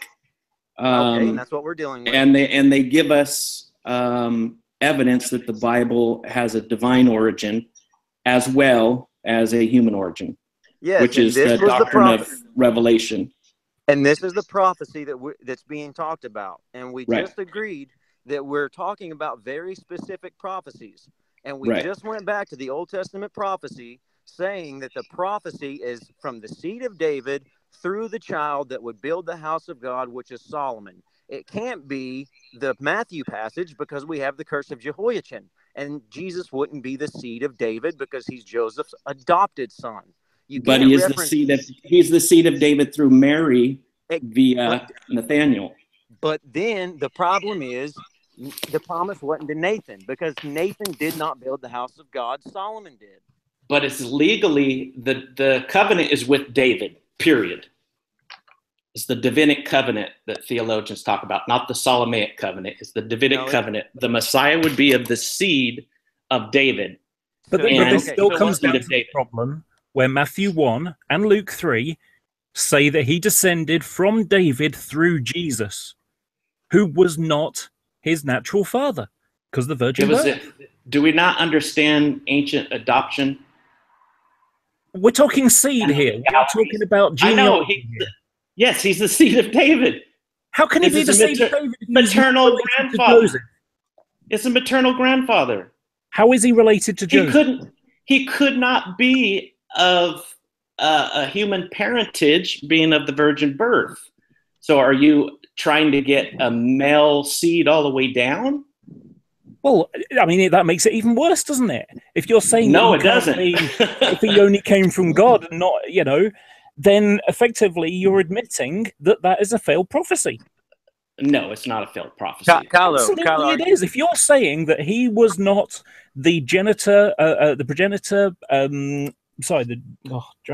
descended from either Joseph or Mary because of the Immaculate Conception that God No, I don't believe in the Immaculate Conception. Well, whatever you want to call it, either way, he made Mary pregnant. What do you want to call it? Let's go on, because I don't think your argument has a leg to stand on with that one.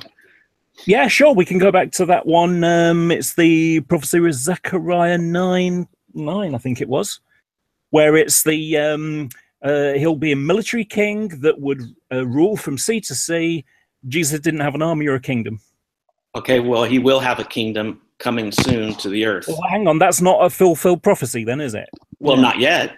I didn't say that specific one was fulfilled. I said there's 1,000 of them in Scripture, and there are a lot of them fulfilled. But it's a highly, it's on the there's still some, no, but we understand in theology very clear that there are prophecies fulfilled in the first coming of Christ, and there will be prophecies fulfilled in the second coming of Christ. There's a reason why when Jesus was reading Isaiah 61... There's a problem here, because now your position becomes unfalsifiable. You have like fulfilled prophecies and the prophecies that haven't been fulfilled. You can just say, "Oh, but they will be." Yeah, it's a problem. It's a problem. Okay, then let's just point at the ones that have already been fulfilled. How can you tell whether which 500 do you want to talk about right now? I don't. Give me your best. Daniel chapter 9. Okay. Explain. The very day that Jesus Christ was presented to Israel in what we call the triumphal entry, the very day that he rode in was prophesied in Daniel chapter 9. It talks about there will be 69 sevens. I won't go through the whole thing. I don't have my Bible in front of me anyway, but there's going to be 69 sevens in which the Messiah is going to be presented, and he's going to be cut off. So you have a prophecy of the official representation of the Messiah to the Jews, the triumphal kingdom, where they come in saying, "Hosanna, Hosanna." Now, if you take that prophecy and you find the starting point of it, which is, we're told, is the decree to rebuild Jerusalem. I don't have the exact dates in my head, but if it's Nisan the 14th, if you count 180,773 days, you do all of your leap year conversions, it takes you right there to April 30th, around there, putting them into our calendar. No, there's a big problem here. Okay. I can see a huge problem already. They didn't use that kind of calendar then. No, but you count the they days. Didn't have 365 stroke 360 every 4 years. It's days. It doesn't matter. It's the days. They have a 360-day calendar. Yes, but because they had lunar. Right. Doesn't make the same number. 180,773 days. No, it actually don't matter, because of course they would have been using that calendar then. It's days. They're not using. We're not talking about now. Sorry, my head is going into it being relative to today, and of course the calendars change. Hang on, wait a minute. Yeah, no, wait. We're just talking about days. Hang on. No, hang on. No, I just remembered the Julian calendar is in Julius Caesar. That came in after. We're talking about 444 BC. for the starting date of the prophecy. So yeah, but I'm pretty sure the calendar's changed between the Old Testament and New Testament. It doesn't matter. We're talking about a system. specific amount of days. We're talking about 180,000 days. Yeah, and I'm pretty sure the days were 24 hours back then too. Yeah, they were 24-hour days. Right. Yeah, I hate to do this to my son Kylo Ken. Take him down. But Fatality. the 360-day claim is actually not valid. I should do that with my voice. Unfortunately it was done by Sir Robert Anderson. Like he introduced a 360-day interpretation. Well, again, it's the number of days. We're not talking about anything other than that at this point. But I will have to push back. I mean, I agree. Because I agree. 1,260 days mentioned in Daniel 11, I believe, lines up pretty close with the notion in the book of Revelation where you have the 1,240 days, which makes it, 40 months of 30 days, something like that. But yeah, I'll look into that. We're not talking about a year in that sense. But I don't know, Father. I think the Jews did have an extra month every 7 years. I will. So here's, I don't know if you can see the side chat here, but Gleason Archer, in his Daniel commentary, actually was hesitant on this because he says what he called prophetic years as consisting of 360 days. And he acknowledges the 360-day year was known to be sure in Egypt, Greece, Assyria, and Babylon. Right. Some use of a system of 12 months having 30 days each. All of them, however, use some sort of intercalary month in order to make an approximation to the 365 days. And then he goes on to basically suggest that by the time Daniel's writing, it is a 365 day and a quarter, Right. So now what I will say, Daniel 9 actually is a double prophecy. You have scholars like Leslie McFall that says that Daniel 9 prophecy for Nehemiah and the rebuilding in that context, and prophecy for the crucifixion of Christ, which happens in 30 AD. So right. We were just talking. Is that in reference to the 49 years with Nehemiah and the decree of 445 BC? Yeah, I didn't plan on going into all of this. I'm just shooting off the top of my head here. But anyway, we're just talking about predictive. This is off the top of my head. Yeah, predictive prophecy. Predictive prophecy in reference to validating the divine origin of Scripture.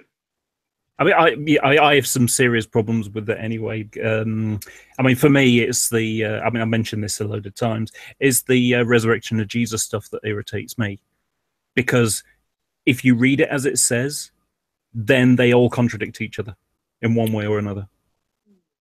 Yeah, I've heard that accusation. That's it's not just an accusation. It's quite demonstrable.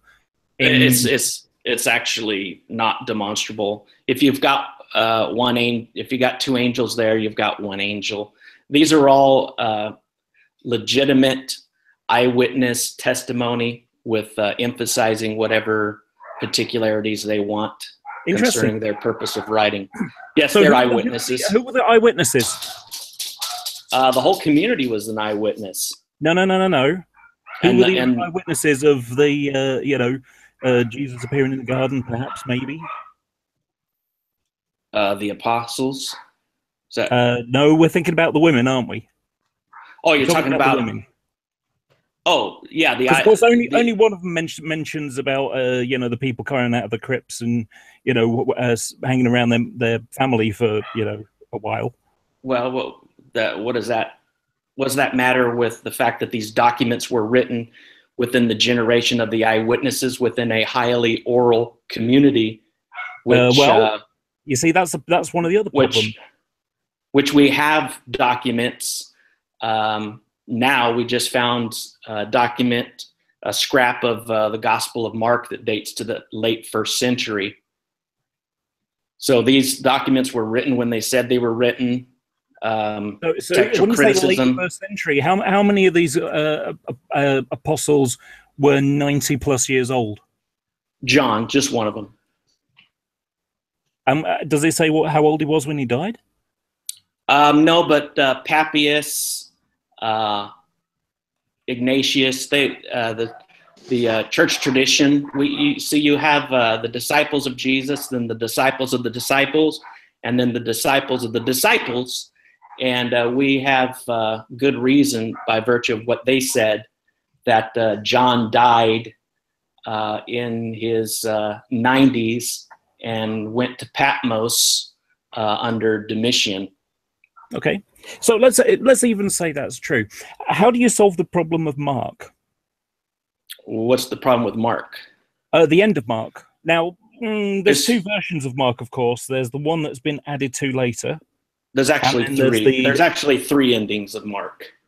What's the third? Just a very, very small. It's not in a whole lot of manuscripts, but there's another like one sentence ending. Okay, because Mark 16, which is the last one, ends at verse 8. There's two bits to it, because there's an end of Mark, which is, effectively the women flee and tell nobody. Right. And then there's been a bit that's been added to at the end. We know this has been added to thanks to the Codex Sinaiticus. And we know a lot about it because we're really good at textual criticism these days. Great. Okay. So do you accept the Mark ending with before the bit added to the end? Do you want the end bit, or do you not want the end bit? No, the end is not original. Okay, that's fine, because there are people that make a difference. I don't want to effectively strawman you on a position you don't hold, obviously. Right. The problem is John. I just want to point out people who do. Give me a sec. For the people who do hold that position, they kind of screw it up, because if you go with that, the way you can tell a Christian is they can drink poison and it won't harm them. They can handle snake, and what was the other one? Well, I've actually got some relatives back in West Virginia. That's right. Heal people by touching them. That was it. Heal people by touching them. So unless you've done any of those, you're not an actual Christian at all, which kind of goes on to the theme of the topic. Hey, Kylo, if I can ask a question real quick. I just want to make sure that I heard you right. You said that the earliest writings we have were in the same generation, right? Is that what you said? Yes, sir. Okay. I mean, you're not saying they're contemporary, because I wouldn't, I'm pretty sure in textual criticism, contemporary would be within the same decade, first 10 years. Well, we're talking about 20 years. You've got Paul's writings, and you have him referring to eyewitnesses that are alive, and he offers to not take his word for it, but to, check with the eyewitnesses. So you've got the Apostle Paul's writing, and then you've got the Gospels that are written, I would say for the most part, although the book of Revelation is probably written in the 90s. The New Testament was done by AD 70, written down and passed around. I was around in the 90s. I think the biggest point of concern that that I was around in the 60s. Wow, you got us trumped there. I think the biggest point of the problem that I have with it is, I mean, I would agree that Paul's writings would have came first, the earliest being dated to, I don't know, what are they saying now, like 48 or 50 maybe? But the problem is there's the most of the documents that we have now don't date back from before 300. I mean, that's bigger than the size of a business card. Yeah. Well, they're certainly copies of copies, and depending upon the geographical area, depends on whether or not these papyrus manuscripts are going to be even around today. The problem is we do not have any originals. That's the biggest problem for me. Yeah, but we've got copies of copies of copies, and our textual criticism is very good. give me a sec though. Oh. Those copies of copies were written down by an oral tradition that, you know, so it wasn't written down for a long time. Well, what do I'm you- saying is that how do the you know oral errors haven't crept in from there? For example, let's just take a simple example: the Sermon on the Mount. Now, okay. You know when you get one of those game shows and they've got, like, you know, a conveyor belt and they've got the different things and you've got to remember which ones are there. Sure. You know, the fluffy toy, the you know, the set of plates, etc., etc. You know, right. Now you can see just from that human beings are really crappy at remembering things. Well, then you don't understand an oral culture then, because that is nothing like the way an Eastern oral culture would take care of sacred tradition. Right, but the problem is, Jesus didn't have a stenographer typing this out like the person at the court typing in the transcript of what was said. It doesn't matter. As a good rabbi, his disciples would have memorized most of what he said. Yeah. Go ahead, Jade. Yeah, Cliff. I was just going to say what Kenny is saying is absolutely right. You need to look into oral history and how people kept oral histories. There's been a lot of research on that, including like research in Africa, research here in the United States, and research involving one of the great documents of all time. As a matter of fact, at one time in Europe, besides the Bible, this was considered the only legitimate thing to study, and that is the Iliad by Homer. Mm-hmm. And people who have studied oral history, you know, Homer, I like to refer to Homer as the great, because we don't know who Homer was. We don't know if there was one Homer. We don't know if another Homer took the place of the last Homer, just like the great pirate, you know. We don't know that. But there are clues in the Iliad. It was an oral document of how oral documents, not even just histories, oral documents, are handed down from generation to generation. And I have a book here. I have to find it someday because I always mention it, that discusses how this works. They did some research in Eastern Europe where these people kept oral histories from generation to generation to generation. You keep this massive amount of information in your head. Well, there are tricks to it. And some of the tricks are using keywords and phrases that clue you into the whole next section. And some of them are repetitive words and phrases, like the great Theod Hercules, or Heracles more correctly. Are you kind of saying it's a bit like learning the script for a play? Yeah, a bit. And there's a whole group of tools that are used to remember oral documents and oral histories. That doesn't mean that some small things aren't going to be changed from time to time. But what it does say is that the essence of the script remains the same. Yeah. And to Christians, that's what's important, that the essence of the script remains the same. It'd be really easy for someone, for example, to talk about angels and then change it to angel. You understand? That's not an important difference. Can I ask perhaps a personal question? Probably not all Christians, but I've heard a lot of Christians saying that the Bible is the inerrant word of God, but now it seems that it is not the inerrant word of God. Depends on what you mean by inerrant. And even if you look at the or literal, you hear a lot of people talk about the literal, the Bible, taking the Bible literally. If you look at the early church fathers, their definition of literal is not the definition that you hear people use today, as in a word by word literal. Literal meant the literal essence. Yeah, go ahead. General can probably explain it better. I mean, that's bingo. That hits the nail on the head. Like, if you define inerrant to mean, is it that Allah literally wanted these letters to be, you know, preserved on the manuscript, like a mechanical understanding of inspiration. I saw Ochiwawa in the group chat saying inerrancy is necessary anyway, so that's why I'm asking this question. Yeah, so I'm like Kylo Ren knows I would be a more conservative Christian in the sense that I would say I fit under the inerrancy category, but I would heavily nuance that word. Is it not give really, credence to the fact that the Bible accurately portrays the message in every detail, every sufficient detail. All right, and curiously, Father, I got to run here. Look at him run. This is what happens. A theist runs. No, I'm just kidding. Yeah. I gotta admit, I didn't understand the last 30 minutes of this conversation, so that's why I just shut the fuck up and let you guys talk. Actually, I promised my wife I wouldn't be on here for as long as I have, and now I've been on here for as long as I have. Kylo, I love it. I've got a book for you. For you that I'll send you on Facebook. It's called The Erotic Life of Manuscripts. Okay, cool. It's absolutely perfect. Can I say something? Can I just say to Ken before he goes? Thanks for chatting. I know I gave you a hard time. I don't hate you or think you're an asshole or anything like that. Oh. I have 5 of my favorite theists in this room right now. I mean, that's you are a babe too. So just. Oh, thanks, man. I appreciate that. The hair. Is it the pigtails or what? It's the hair. It's the sunglasses. I got to thing when it comes up. Oh, sorry. I just real quick, Kenny. I got to ask you before you go.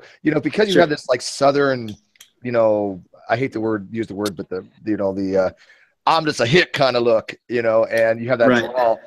Don't you kind of love it? Because I'm sure this happens to you. Do people often just totally underestimate the shit out of you? Oh yeah. I bet you love that, don't you? I do. Come on, admit it. I think you should. I do. Sometimes I just let them go and I smile. You're just like, oh my God. See, I'm envious of that. I just love that. They might think, God, look at this southern hick. You don't know crap. I know. It's funny. I had a lady show up one time at my office and she's just talking, telling me how much she knows and all this stuff. And I just decided I would be a little ornery. I said, could you just tell me, since you're an expert in theology and even historical theology, would you mind telling me what the formal cause and the material cause of the Reformation was? I know what those are in logic. I know you have it does follow. It does follow that. Formal, efficient. The formal cause was one of authority. Where does the Christian ultimately find authority? Is it in the scripture alone, or is it in tradition and scripture? And the matter at hand, the material cause, was issue of justification by faith alone. So, oh, that's even worse.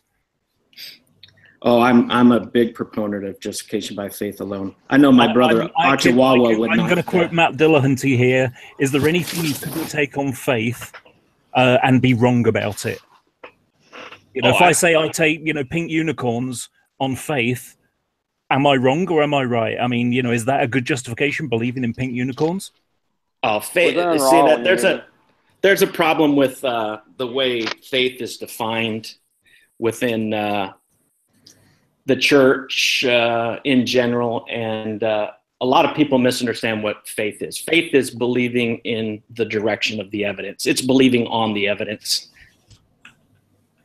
And the trouble is, evidential. Faith is evidential. If you go down that line, I would counter with, is there anything in science that cannot be disproven? I right, and that's a good point. And I think faith and belief are used often inappropriately, interchangeably. And also, I think these words should be utilized by people. I think that the atheists who keep avoiding using words like faith and belief are doing a disservice to people, because if a theist wants to use the word belief and faith in the way they want to use it, there's no problem with that. Stop saying they can't. They most certainly can. It's only an equivocation if they start using the word differently in the same argument, and people need to be aware of that. There's nothing wrong with faith the way the theist uses it. Now, you want to argue if that's a valid form of determining truth, fine, that's a perfectly good argument. But I don't think the theist is actually making the argument per se that we can come to a determination of truth by faith as a mechanism. I don't think that's the argument they're making, but if they are, then when I say faith alone, that's a doctrine. Go ahead. Yeah, it's a doctrine. I just want to make one very quick point on oral history, because for me it's a fascination. Obviously my thing on archaeology and everything else, but one of the things that I always use an example of oral history, because most oral history goes to, there is a meter or there is a cant associated to the retelling of it. So if you hear sort of the saga of Beowulf, done. And if anyone ever gets a chance to do it, it's really brilliant. All right. Well, we're going to move on a little bit because my voice is very quick. I want to say something to Kylo before you go. Yes, sir. Move on. Go ahead. I have heard you mention the Emmanuel prophecy previously in justification for Jesus. I've read the chapter, Isaiah 7. It doesn't really refer to Jesus at all. No, it's a double prophecy in theology. It would be in reference to Isaiah's son. Yes. Was it Hal Bar Har Hashbaz or something like that? Or something like that. Yeah. It would have a dual referent. It would be a short prophecy to legitimize the credentials of the prophet, and then the long-term prophecy. All the prophets gave a short-term prophecy to prove, because faith is evidential, that God was speaking through them, and then you could believe the long-term prophecy because the short-term prophecy was fulfilled. Okay, I don't really see a double prophecy. I don't know how that would work. If you make a prediction, is it better that you make a specific one, not that it can apply to multiple cases? Well, I wrote this on my Facebook yesterday. Yeah, let General Han Solo take over. I got to run. I kind of want to change the topic. I didn't mean to come in and capitalize the discussion. So we love it when you do that. Okay, you perfectly right. All right, guys. Talk to you soon. Bye. Bye-bye. All right. So God bless. Thanks, Kenny. So just to sum this up with faith, the word faith is used differently in different contexts, right? How a theologian wants to define faith, where they say belief without evidence, or I don't think they define it that way. I think they define it more as belief, or faith is things that are not seen. But you can't say that word doesn't have different meanings to different people. I use the word faith differently than a theologian would use it. Nothing wrong with that, but you can't just say the word faith just means this. There's no intrinsic meaning to the word faith. Does everybody agree on that? Generally, I would agree with that. I think the problem is that because we're using the term interchangeably, I prefer not to use the word faith. Not because I think the word is bad in itself. More, you say that word and it's an opportunity to be strawmanned. Yeah, no, I agree with you 1,000% on that. But my only disagreement with you, Cliff, is that even though you are absolutely right, because I think the more we use it, the less chances that they can strawman it, because we are taking that word back as just far as using it in a different way, right? So I can understand. To me, I guess it has to be in what context you're using it, in what form you're using it, right? If you don't want to go down that rabbit hole, you're right, Cliff. Probably best not to use the word, right? Which is why I avoid saying I believe in evolution when people try to push it. Do you believe in evolution? Right. Same I will principle. repeatedly say no.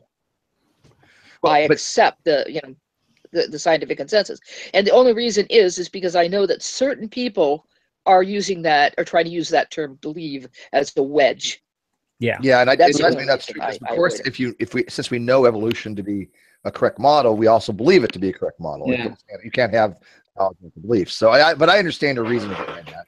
And I think it's to be more pedantic than others, right? Right. The problem is that you have to you have to know the people you're talking to. You know, if there's a respect, here we can have respect. If I use that word in the G-Man hangout, obviously that'll be twisted into something else. Right. If I did this with Matt Slick, he would seize upon that word and then focus on that and get completely off the subject of what was supposed to be spoken about. All right, let me ask you. I remember way back. This is when Fundamentally Flawed was still going. I remember having a conversation, and I said that I consider myself a feminist in the traditional sense of the word. And they didn't hear the last part of that. They heard, "Oh, you're one of these, special rights, third wave crazy types," which is not what I'm about. Right, and in a similar way, I will tell people that yes, because I have worked for social justice, I would consider myself a warrior for social justice, but I would not consider myself a social justice warrior, because those words in that context have come to mean one specific thing. Let me take you to your safe space, Jade. So let me ask you. So let me ask, like, Cliff real quick, and just give real short. I do want to change something, and I want to talk about something else in a second. But Cliff, if I say, do you, yes or no, please, but do you believe that the theory of evolution is a confirmed model that explains biodiversity?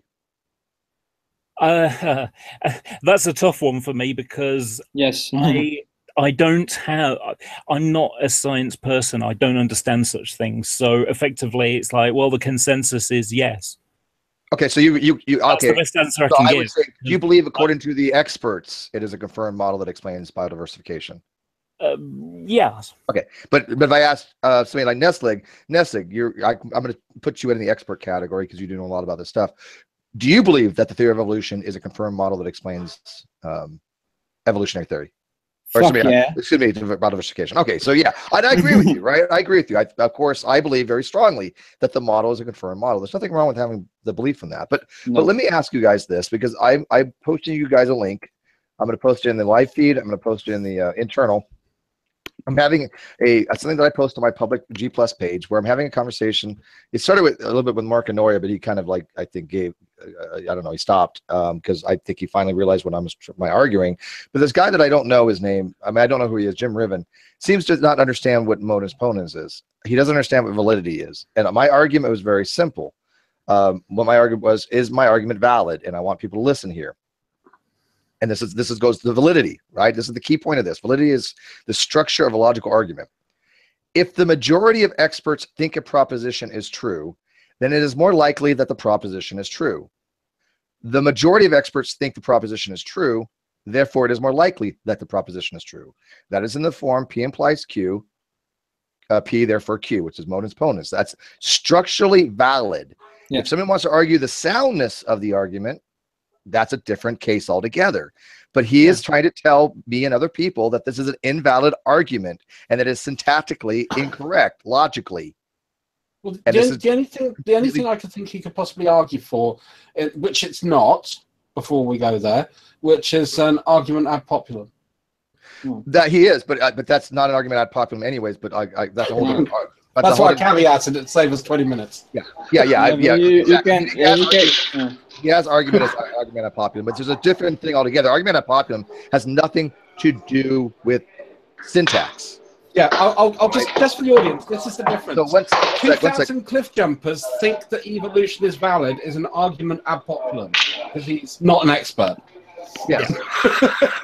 And by the way, also, sorry, I muted you because it's background sound. It's fine. Yeah, I love about a lot of background sounds. And also, this is not in the Great Debate community. This is on my public G+ page, by the way. You see, that's what I'm saying. Go check this out. But here's the thing.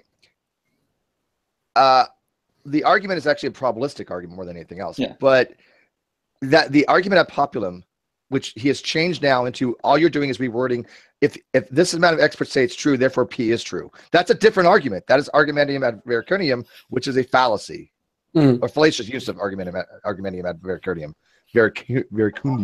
which is popularity. And I would take the position that your argument is also sound, because indeed most of the time, not all the time, but most of the time, the consensus among the experts is mostly right. I agree, and I have argued that the soundness of it too. Now, but I would rather have people argue soundness of an argument than structural validity, because you cannot argue that a logically valid argument is not valid if the syntax is in proper logical syntax, like modus ponens. That is just absolutely retarded. So that's I have the core problem with this argument because I'm just going. I can't talk over people. So let me finish because I'm getting interrupted. My voice is shot. So what I'm arguing on this page is trying to explain to him, because the whole point of my post initially was only going to validity, not soundness. He couldn't understand the difference, and neither could Cerberus Hex, because this is where it starts from. He doesn't understand what validity means. So if people that understand logic can go to this page, my G+ page, I'll post it again, and explain to this guy the difference between a valid argument and a sound argument, and you want to argue with the soundness of this, I'm fine with that. That's a different argument. I think it's sound. Nestle thinks it's sound. If an expert in logic says it's not sound, I like to hear their argument. Maybe it's not sound. That's not the point. The point, it is logically valid. There's nobody in their right mind who knows logic who thinks that modus ponens is not logically valid. It's valid by definition. So Well, can you I think, guys uh, go in other explain this to forms this of guy? logic, it may not be. Right, we're talking about classical logic. Well, I was just referring to your. Yeah. No, you're right. Yeah. You're right. You're right. But we were It's a dichotomy. No, it's not. Yes, it is. And one thing I'd also like to mention, Your Majesty. If I am Steve Peter knows what that's about. O'Toole. I am Peter O'Toole. How cool is that? Is that Mark Sorry. sort of tried to change the narrative by putting experts in quotes. Oh yeah. And you can't do that. If you're saying experts, you're actually meaning real experts. So you can't change the proposition by putting experts in quotes, because then you're suggesting these are not really experts. Well, I Steve's think, proposition assumes we're talking about real experts. Right. I just want to make that Right, I have pointed that out. There's obviously more that goes into this, but Stephen Marcanori doesn't understand. He's even trying. His argument to you is talking about expert. This is not the argument that I'm being. My argument is this is a valid argument. That is the argument first.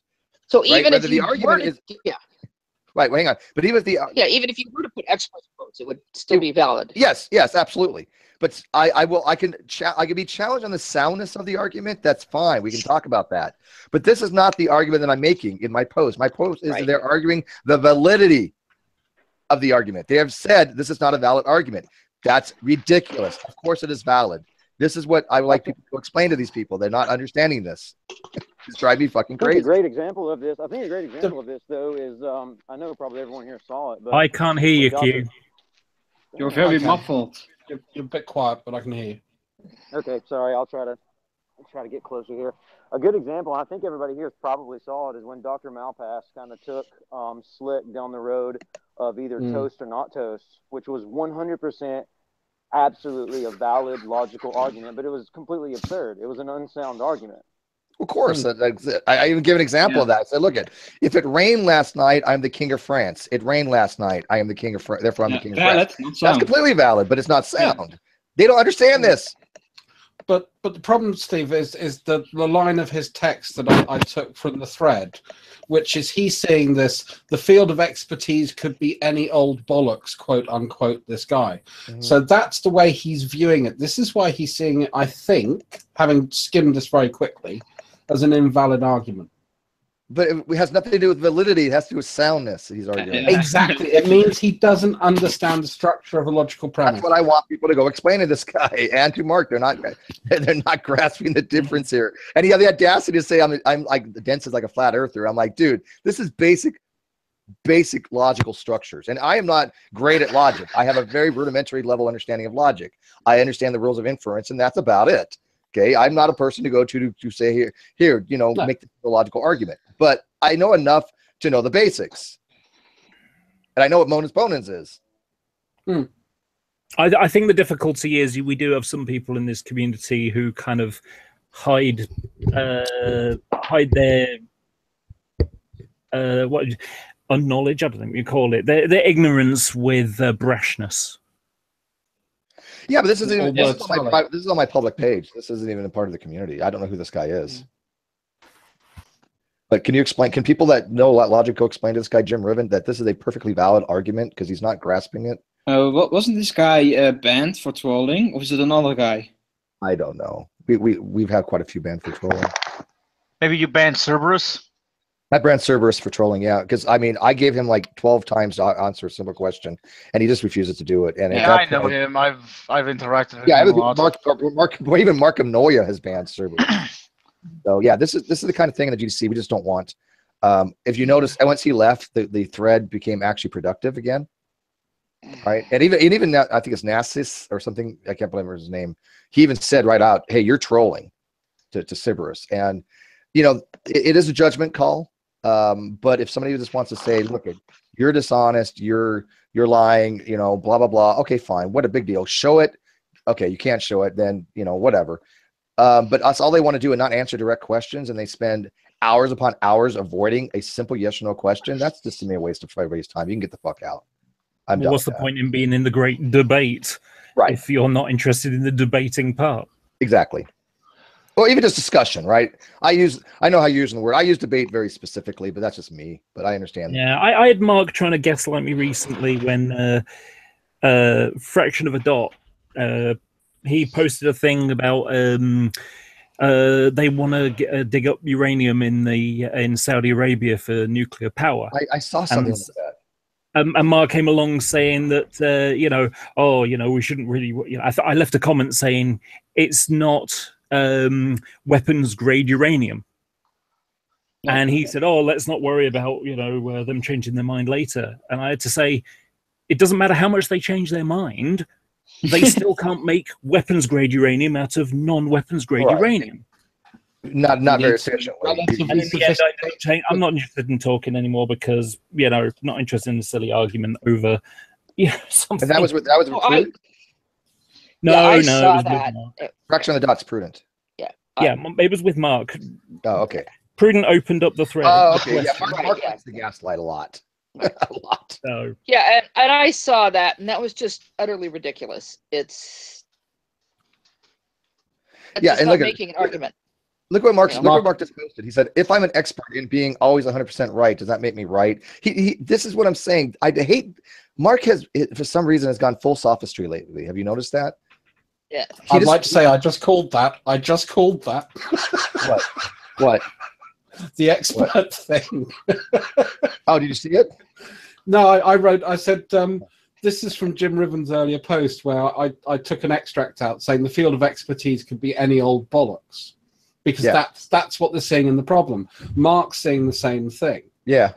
He and I, yeah. I mean, I'm not going to say anything on Mark because he and I have been having some rather interesting arguments recently, which I'll leave you out of. Yeah, well, I have no issue with Mark. I just find him to be gaslighting a lot, and he just goes out of his way to basically argue for the sake of arguing in a very sophistic type of way that I can't. Gotcha.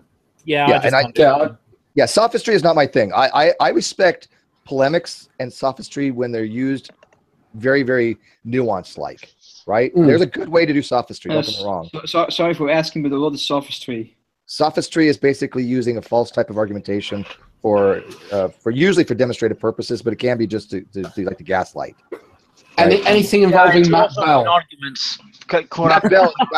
Yeah, there you go. Matt Bell is the king of sophistry. Oh God, Matt Well, that's Bell. not what I believe, but yeah, exactly. There you go. I'm not going to actually argue this. If I did, I would say this. Has he been around lately? No, he keeps inviting me to these groups that he starts these new G+ communities. Oh yeah, and I'm like, no, decline. He adds you a couple to of them. He days doesn't ago. ask you if you want to join. He adds you. The sad thing about Matt Bell is that if he wasn't so much of an asshole, it'd be good to have a conversation with him. Yeah. Yeah, I've said that. He's smart enough. He's smart enough to have an interesting conversation, but it's just the attitude that just repels people, and so now he's effectively creating his own groups in order to try and fish people in and hoping someone will bite. He's a lonely fisherman now. Well, it's like it's his fault. Sorry, go ahead. I was going to say it's a bit like sort of Darwin's deity with out the hangers-on. Yeah. What's the point in dealing with someone you can't even have a conversation with? They want to shut down the conversation rather than have the conversation. Yeah, they want to feel superior. Yeah. I think actually that's the one thing I'll take it back to, which is I think the difference between us and them is a bit of humility over an awful lot of arrogance. Real quick, Jay, do you think my argument's valid and sound? Do you think it's sound too? I know Nestle does. Steve, how many times? Yeah, I just gave my own. I just gave my own example. The reason I'm asking is I'm quoting to Mark. Mark says, you need to tell me the difference between valid and sound. Duh, I know the difference, but I need to tell him that you think it's also sound as well. Yeah, can I give you an example? Because I typed this in there. I gave an example of a valid but unsound argument. Okay, if Freddie can fly an airplane, can fly me to the moon. Freddie can fly an airplane, therefore Freddie can fly me to the moon. That is a valid argument. It's unsound. Freddie's a cat. cats can't fly airplanes, and airplanes can't go to the moon. So it's an unsound argument. Yeah, Mark's calling this semantics. He's calling the difference between validity and soundness semantics. No, that is not semantics, Mark. Jesus Christ, that is not semantics. Please look. Okay, Let me see if I can find my little As someone who's gone through this with Mark, this is Mark's way of saying, yes, you're Hey, right, Shadow. but I can't admit that you're right, so therefore I'm going to find a way that you're wrong. Yeah, he's calling it semantics. I blame the educational system. Okay, Wasn't that a group from the 80s? What the education system? Blame the educational system? Yeah, I think it was. Hey, Steve. Yeah. Let's talk hey, about Jay, do you want me GMOs. Oh, I'm going to just mute myself. Oh, I on saw my your screen. video. It was actually really, really good. GMO, yeah. Yeah. It was really fun making that video. Really fun. Hey, Shadow. Like I said before, I think you didn't hear me. Hey, Midnight. Hey Jay, do you want me to introduce that book to you, or I think we'll do it later? General wanted to introduce this book to me. It sounds interesting. So if everyone doesn't mind a little sideways, I think we've. I'd say through the mud now. General Hand, segue away if it's okay with everybody else. Yeah. Yeah, go ahead. But I'm going to put the link. Okay.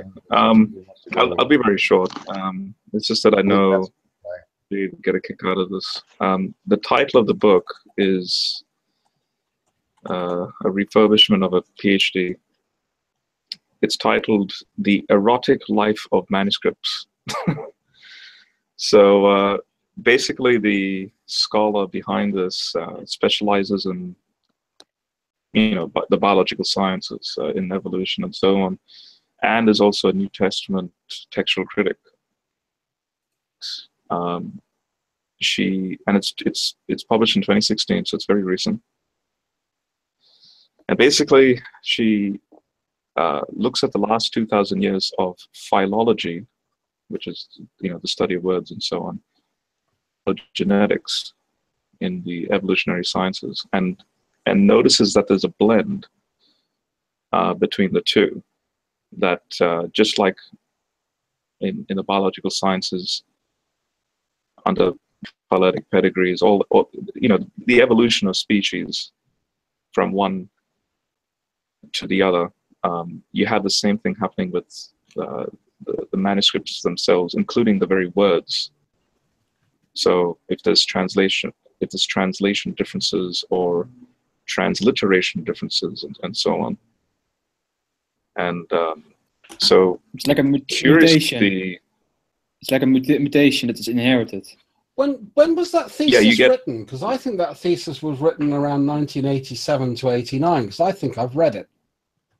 It talks about the cladistics, almost like the cladistics of actually interpreting oral to ancient manuscript texts, and how you get deviations as they go into different areas. So this is very ancient indeed. This in fact, this goes back. She basically surveys 1600s, even before Darwin came on the scene, and why I find this work to be absolutely brilliant is because in this case the New Testament canon is an organic thing. It's not some monolithic, like set in stone, kind of like what we were discussing earlier, like this notion of inerrancy. So Jade, being Catholic, would like this because Catholic Church and church tradition has what you call a continual, let's say, evolution. But though the message is retained, the way it's transmitted down through the church and hence through the church fathers and on it goes, and the evolution of how the manuscripts survive, and then how the message survives through the copying of the manuscripts. You can use, and this is the irony of the whole thing. You can, or the principles of evolution, to defend the authenticity of the New Testament manuscripts. Oh, that's interesting. So, if if you have younger creationists who deny evolution, well, here's an example where evolution is needed to defend the New Testament. That's interesting. Yeah, it's a little bit expensive, so I put it on my Amazon, and I'll work it into my. Yeah, you'll absolutely love it. One of the problems I have it's the same thing. You talk about, you go to the market and you want to buy everything, and yet you can't possibly eat everything within a period of time. I just recently had that opinion. I went to Trader Joe's, and I'm wandering through the produce section. I'm going, I want this, and I want this, and I want this, and I want this. And wait a minute, how much can I fit in my refrigerator before it goes bad? You want everything at once, and that's I'm worse with books. I'm absolutely worse. I try not to get too far ahead of myself with reading. So it's on my list, though, but I'm going to move it to near the top. Thanks. Yeah, and I just for clarification, would you say that human chromosome 2 is a mutation? Is that a... It depends on how you define a mutation. If you define mutation as any change in the genome, then yes, it's a mutation. Yes. Okay. Because she does some fascinating things with that word mutation, like it's off the top of my head. I don't think anybody would argue it's not a mutation. I've never seen anybody say it's not a mutation. I'm okay with it being a mutation too. Yeah. Yeah. No, I meant it's not like a point mutation, right? No. I'm just wondering. There's a difference, obviously. If you so she gives for example, the King James translation of the Comma Johannium, so 1 John 5:7, which practically every New Testament, like every modern translation, would not include that phrase that appears in the King James. I don't know if you guys will. I wanted to say it's definitely a mutation because it's a Robertsonian translocation, and translocations are a type of mutation.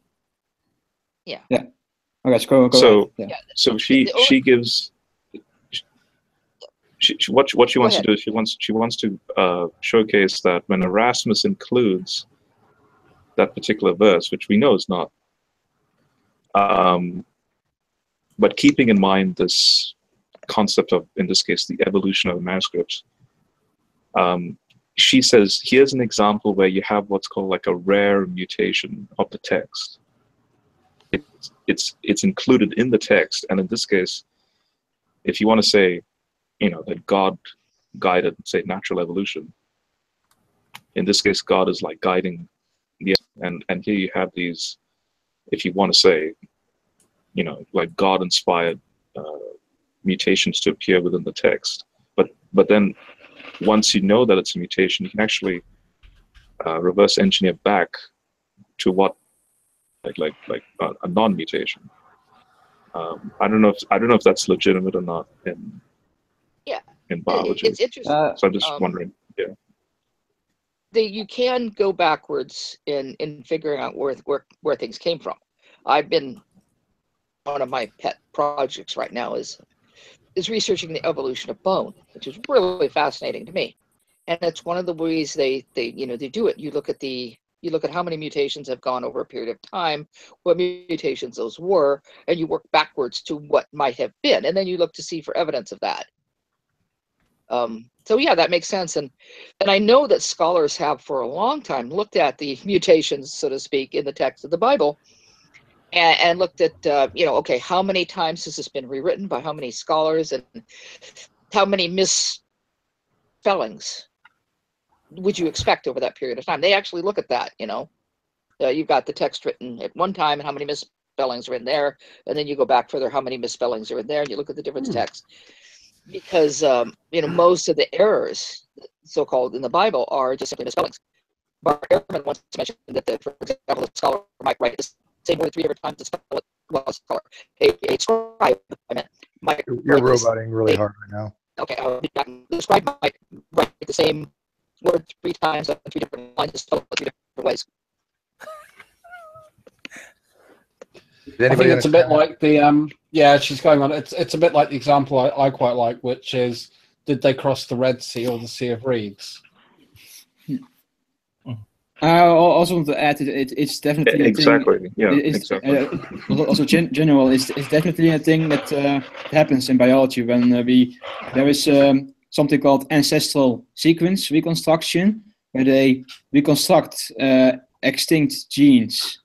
And then there's an interesting study in somebody reconstructed an ancient hormone from which let me see what the hormone was called. Hormone receptors, and it's called from Thornton Lab. Is the guy who has done the research. It's very interesting. How do I sound? Yeah, so especially like people like Jade, Nesleg, in this case even Steve. So if you're interested in that fascinating, discussion, I recommend that read. I found it quite, useful.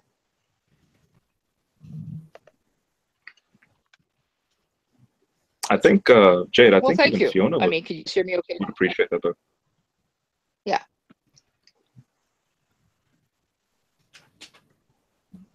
Me now?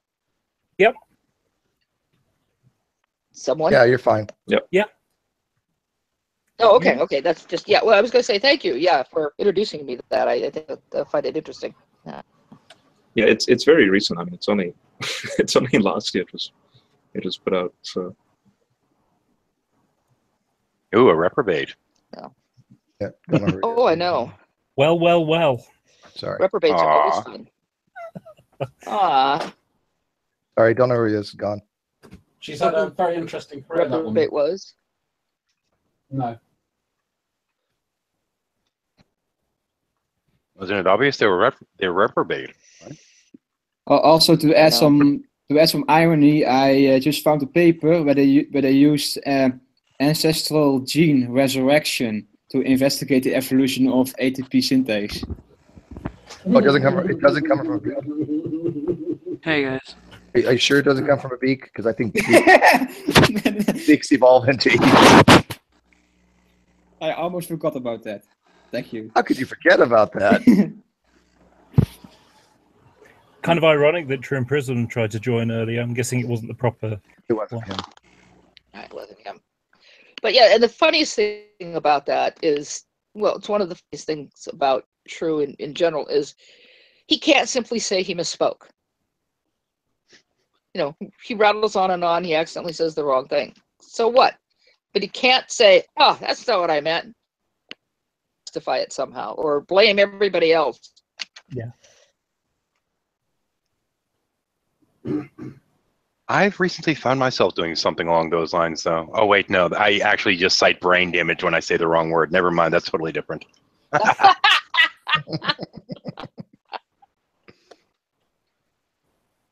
For the people in the live chat, the paper that I'm talking about is this paper that I'm screen sharing right now.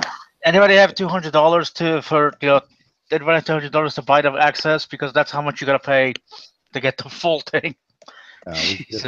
There's free sites out there. No, you go to Sci-Hub.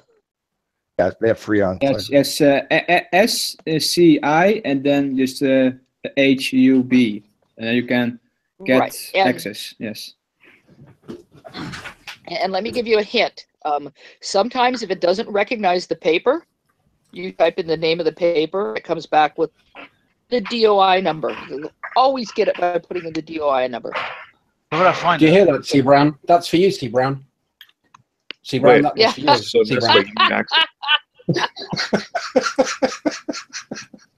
access. That's like you need access to evolution of increasing complexity. Okay. Sorry, General. You need access to this paper, you like? I can get access via Sci-Hub, so.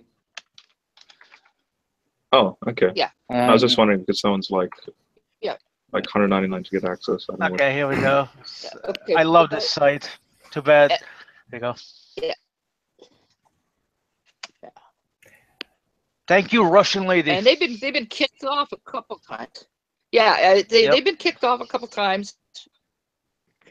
And sued a couple times, but they're in Russia, so hey, You don't get. Now I understand spread the that. bourgeoisie I propaganda. understand that. I understand that journals don't exactly make a lot of money, and that's one of the reasons that they do this sort of thing. But Yeah. what really drives me crazy is when I'm looking for a paper from, say, 1952, and I discover it's behind a paywall and they want me to pay $40 for it. You're out of your fucking mind. It's from 1952. It should all be free. Yeah. They should almost put like the standard records, the way they do music. You know, if it's been out for 25 years and they don't renew it, it should be free. Yeah. Well, not only that, knowledge should be free. Exactly. Yeah, exactly. I think it's a very bad situation for payment to be required if people want to learn this. So of course, scientists want to make scientists need money to for the research. So I don't think I don't think it's even the scientists who make money. That's the problem. The journals, yes, the journals. Yeah, the journals. The journals are the ones that are getting the money. Yeah. But I think the journals need to be funded by textiles instead of in this way. That's my opinion. That's my opinion. Yeah, that brings bias into the picture. That's the only problem. You get political bias. And here's the thing. I could do one of two things. I could go down to my library, or I could even go to the University of California, Santa Cruz Library, and I could get the paper and I could copy it, right? I could do that, no problem. Perfectly legal. Or I could sit at home and go to the Sci-Hub. From my point of view. So someone says, "Oh, you're cheating," or ask somebody, and again, that's okay. That's actually legal. You can do that. You can ask someone to get you a paper. That's perfectly legal. Yeah, ask get it from the libraries. to get it for you. Yeah, ask Consolo. But so what's the difference? Where I get it? If I'm gonna, I'm touchy about videos and things like that because I know that so many people have put so much work into them. So I will rarely watch something that's free. Because I can't afford to pay them. I know there are people who can't afford, and I'm not gonna judge them. Can afford to pay for a video should do so. The exceptions might be if there's something not available. For instance, I found the fantastic movie called Madame Rosa. I can't get it on DVD or even VHS, and yes, I still have VHS players. I can't find it. Those still work? Yeah, they do. And I can't find. Oh, hey, I have a Laserdisc player. But I can't find that movie on anything, so I have no qualms whatsoever about watching it on YouTube. Fantastic. By the way, Laserdisc, the best format ever invented, and why did they stop it? Yeah, things like Laserdisc and VHS and this kind of stuff we can't pick on Jade for because she's far more retro than any of these things are. Yeah. Well, I still have my cassette player. I have, I have a whole bunch of 8-track tapes and 8-track tape players. I have a but 8-tracks actually have their own sound, Jade. That's completely justifiable. Oh, and my cassette players, Yeah, they just sound like there's extra air blowing and a little scratchy. There's nothing special about them like there is with 8-tracks.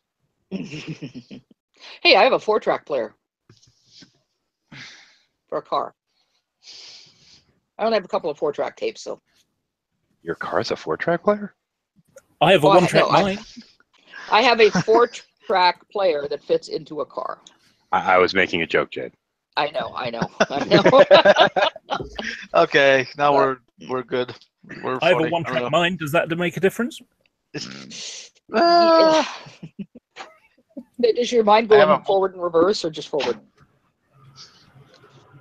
Tape? You've talked to Cliff. You know it goes in reverse. Yeah, I know. I mean, I'll just, someday fire up one of my pet computers and put on the 8-track and, enjoy life. Well, I discovered what my version of hell is this last week and a half. Yeah. What do you mean? Yeah, it's basically an endless search for drivers that work with Windows 10. Shouldn't Windows 10 find them automatically? Well, Cliff, you if you have a problem, let me know and I can teach you how to get them to work. Believe how, you wouldn't believe how hard it has been. So what happened was I decided I would buy a new graphics card because I play a video game and it kind of sucks the power away, sucks too many of the resources away. Which video card? So the other video cards just were glitching out here and there, that you'd lose not frames, but it'd almost like go what do you call it? When Doctor Who used to, when Daleks used to shoot people, they used to go, they change the color, whatever. Anyway, whatever. So what happened was, so I bought a graphics card, and I thought to myself, yeah, I'll just open up the box, undo the screws, remove the old graphics card, put a new one in, load drivers, and it will be fine. No. If you imagine, I've got 4 monitors. So if you imagine left to right, wow, 1, 2, 3, and 4 is above number 3. So if I could get number 2 working, none of the others would work. So the Quadro worked, nothing else would work. If I got one of the other ones to work, then the 2 side ones didn't work. So I had one monitor, 2 monitors, or 3 monitors. But if I had 3, I couldn't get the 4th one working. And then I managed to get it working. And then Windows did an update, didn't it? At which point it all went off again. Well, I mean, Cliff, what video card? I haven't finished yet. So I decided, screw that. I'll lose the 4th monitor. So when I could get the new graphics card and the good graphics card working at the same time, but I couldn't get the 3rd one working, which was running 2 monitors on one side. So I could get those 2 working, but the other 2 would go off. The 3rd graphics card wouldn't work. So I decided, right, so I'll lose the 4th monitor and I'll just have the 3. And I'll use the new graphics card to run the outer 2 and the best graphics card to run the center one. And that's when it decided that it wasn't going to allow me to have both on at the same time. So at the moment, every time I turn on Windows at the moment, I will end up with all 3 screens working, the 2 outer ones running at 1920 by 1080, and the center one works at low resolution, even though it's the best one of them. And I have to uninstall, not uninstall, I have to disable the 2 outside, the new graphics card, put in the driver for the Quadro, for the main one, and then enable, and then I can get all 3 working at maximum resolution. But every time I reload, poof, it goes off again. I had a similar issue to that not too long ago. It turned out that one of the monitors was technically faulty. It wasn't detecting what it was properly. The monitor just won't work when there are other monitors running alongside it. It was weird. I ended up giving down to my kid. He's running 2 different graphics cards. How many PCI lanes you got on your board? How many? Yeah. 4. Okay, what you'll probably find out then in that case, what chip's that on your motherboard? So 990 FX. Okay, that means you're running AMD. Yes. So that means, and I'm pulling this shit off the top of my head, I think you've got a 16 times PCI lane, 1 8, 4, and 2 4s. Yeah. Okay, what you can try and do is if you put your best graphics card in the 16 lane. Yep, it is. Put your second graphics card in the 4 times lane to run the peripheral monitors. Yep. That should work. So somebody's just said in the chat, hell is being forced to listen to Cliff Jumper in a hangout. Thanks a lot. There you go. Your problem is you're running it in the 8 times lane and it won't do it. Or you could just have the video cards too close to each other and could be generating too much heat and overheating one of the cards. Well, ironically, the reason why it's not in the 8 because I've effectively it's in the 16, 4, and a 4 is because my Quadro generates a lot of heat, and I don't want to overcook anything next to it, so I leave the next one spare. Good. That's what I was checking on. Yeah, I mean, I'd rip out one of the graphics cards, run your main card in the 16 times lane, your second card in the 4 times lane, and you should be able to run 3 monitors off that. But I think you want to use the bottom slot because there's a problem. And the other thing is check your BIOS revision, because that could be the other thing causing you a problem. Just for fun, seeing as we're talking about video cards. Let's see now, here's the original video card from my system. That one's blown. Let's see now, here's a Strix TI that I burned out earlier this year. Here's another one I burned out earlier this year. And just for giggles. What is that? Is it a katana? The last stick? 5 video cards I've blown this year. Was it the red stick there? Is it a katana or something, a sword like? It's a katana or wakasi on the wall, and he's got a basket hill claymore on the wall as well. No, I burned out 5 video cards this year. And then I decided I would change your power supply. No, the power supply is fine. Try again. You're not power smoothing your electrics? No. I had plenty of electric. The power going through the walls was fine. The power going to them was fine. The way it was wired up in the rig was fine. And it wasn't a heat issue either. And there was an actual literal vortex fan right behind them. Granted, none of them were technically in the PC at the time. I just looked at my motherboard again. Actually, I got 3 16 times, but one runs at 16, one runs at 8, and another 2 at 4. Sorry, 2 at 16, 2 16s. Yeah. 16 running at 8. Yeah. And 2 16s running at 4, so I can have 5 in. Shit. Yeah, it's weird. I think I've got the same motherboard as you. It's a UD5. Mine's an Asus, yeah. Mine's a Gigabyte 990. Oh no, that's the card that's in my son's machine. No, that's why I know what it is. It's a good card. It's a good card. It was expensive. It was. There's only one thing I absolutely hate about it, and that is that there's a heat sink right in the way of where the small what do you call them? PCI slot is, the kind of thing you put a sound card in or something. Yeah, it's got a small one, but there's a heatsink behind it, so I can't use my £50 sound card. Yeah, what you should actually do is take all the graphics cards out of your rig, throw them away, and buy a decent one. Yeah, that's for most people. That's a better way to go. Actually, I burned each of these out in different ways while doing some of this coin mining stuff. Oh, you were using your GPU to mine coins. Yep, and I managed to burn them all the fuck out because I wasn't here one night when it was running to shut it down for a few hours to cool. I'm not using a shitty graphics card. It's a few years old. It's only 2 gig, but it's a industry card. It's a Quadro 4000. Yeah, it's Quadro. Yeah, but the thing is, why aren't you hooking all your cards up to one monitor? That's because either the monitors are quite old and you're using multiple DVI connections or VGA ones, God forbid. Where really to run that kind of monitor setup, you're better off running it off DVI or mini port. DisplayPort. Yeah, I've got a couple of display ports in it. What I'm trying to do is run my primary monitor, which I use for I'll tell you what, Cliff. I really think that we're going over the sad cliff of curviness now.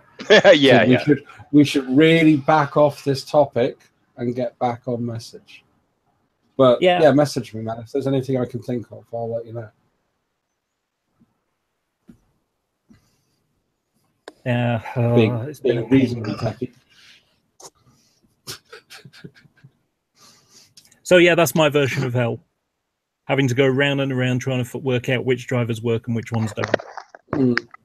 And then you get one done, and then you try a second one and the first one fails. So it's like, okay, let's go back. And then you try and you finally get 2 working, and then when you try to get the third working, that's when the other 2 go off. Well, actually, there's a way you that can get brought around. back. I was just going to say that brought back unfond memories of SCSI days.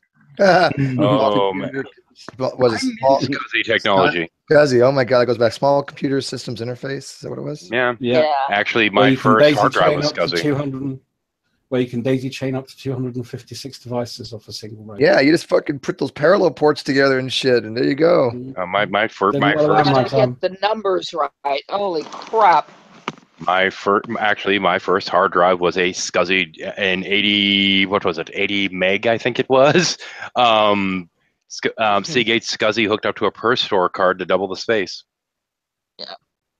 And that sucker was fucking expensive back then. Holy crap. Yeah. Oh yeah. SCSI was wonderful because of what it allowed you to do, but trying to hook up a whole new bunch of SCSI devices, and then you go get a new SCSI device and you try to figure out where it's going to fit in the chain that it will actually freaking work. Yeah. And then you have Or cursing a blue streak and drinking straight from the bottle and trying to. The worst thing as well is the cables didn't actually have a block. There was no block pin, so you can put them in either way. And Yes, yeah. It's at night. You'd be cabling up. Yeah, you're sitting and you there. think, why the hell is my sitting there radio with a pair- system not work? Oh, I've got to drive upside down because I was tired. I'm sitting there with a pair of tweezers, the kind that are electrostatic, so trying to move the little thingies. Fortunately, because I worked at Seagate, I had access to the little, to certain things. It's a little easier. Oh. And incidentally, yeah, Cliff, I'm aware that it's on my screen. I'm just enjoying watching my computer lie to me because this is fucking wrong. Oh boy, the Lord has returned. Oh yeah, this is total bullshit. The page I'm on is completely misreporting everything, but it's fucking hilarious to look at. What page are you using? This is actually what I'm using is Awesome Miner, and I'm on Zpool. Have you tried Coinbase? Zpool for script right now is just misreporting how much the reward for the coin it's mining is. It doesn't matter. It's just amusing. So I'm looking at this going, yeah, right, that's funny. I like those numbers. It's like 10. I was going to say, if that's true, you can send me a couple of decent graphics cards. Oh, no, dude, my monthly is like $3,000 right now. That's pretty good. Yeah, it's in lieu of a job. I can't fucking work. I'm disabled, so I might as well do something. Yeah. Well, it's not like someone. I recently started getting into it. I bought like a mining contract because I don't have my computer's not strong enough to do it, and I don't have extra money to throw around to actually mine it myself. So And right now, it's really kind of weird getting into any of it, honestly. I mean, I put in a investment to help out some friends earlier in the year, and the miners that I got them were projected to make like 40K when I put the orders in, and now that they're about to ship, it's more like 1K a year. It's fucking pathetic how quick it drops. And considering the fact you spent about $1,500 on graphics cards this year. No, I spent about $3,000. Oh wow! And You're being generous.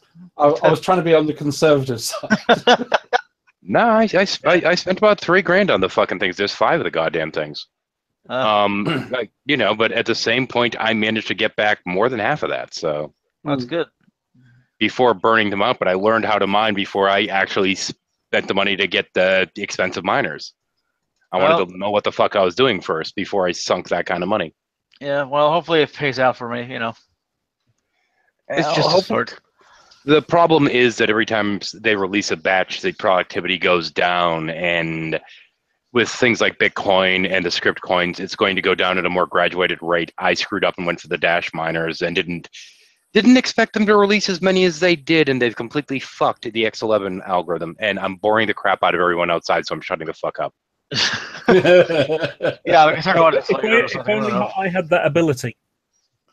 Well, I mean, you can buy a mining contract. The baton on. Cliff Jumper and I cannot accept it. Wait, so I'm completely oblivious. I'm completely oblivious to this Bitcoin. Like, how do you generate authentic money from this Bitcoin stuff? What is this? I don't have you on Skype, damn it. I need to get you on fucking Skype so I can send you some links. Okay. Basically, your computer is essentially going out there and solving math problems, and it's Very generating complicated math problems. digital coins, which you can trade in for real money. Interesting. That more or less, that's like the easiest possible explanation, and misses almost everything about it in the process. But that's actually a really it's a good lot more complicated explanation. than that. But it's a nice analogy. Yeah. It's using your Who's computer asking you to do? Who's asking you to generate maths problems? Like, It's a way to or solve them. It's a way to check the state of the key. When you have a Bitcoin thing, you have a specific key that you use for transactions between you and another person. And unfortunately, if you lose this key, you're actually screwed. There's no way. I mean, people have lost millions because they've kept the encryption key on their hard drive, and the hard drive crashed. And guess what? They're out of luck. But the way that works Bitcoin mining is that you are constantly checking and rechecking all the books of how much Bitcoin's out there by using processing time to do these complex mathematical things. More so, you're processing transactions on the blockchain. On the blockchain, yeah, whatever's up for the next block, right? Basically, there's a number of transactions that happen, and people package up the transactions and verify them.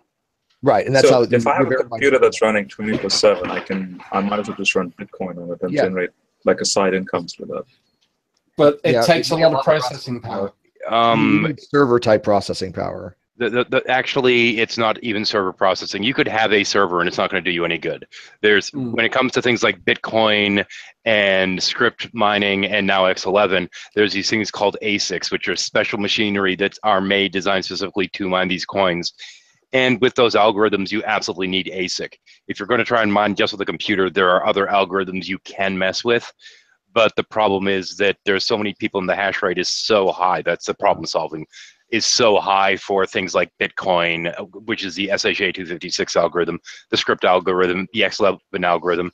And with companies like Bakehall out there, you also have to worry about Qubit, Quark, Skeen, X11, X13, 14, and 15 as well. So, I mean, the more of these ASICs come out, the more it is that things like even GPU mining is about useless. And even then, with the GPU mining, the two main ones are Equihash and crap, I just blanked on the other one. But those are Equihash and Equihash. Literally, that's all those do. They're not even like computers. They're actually just these machines you can buy that do that, right? Yeah, but when it comes to GPU mining, there's so many people that have already invested in the GPUs to do the GPU mining that even that's kind of screwed for the ones that are the more valuable currencies. Like if only I did this in 2009 or 2000 or whenever the hell they first started.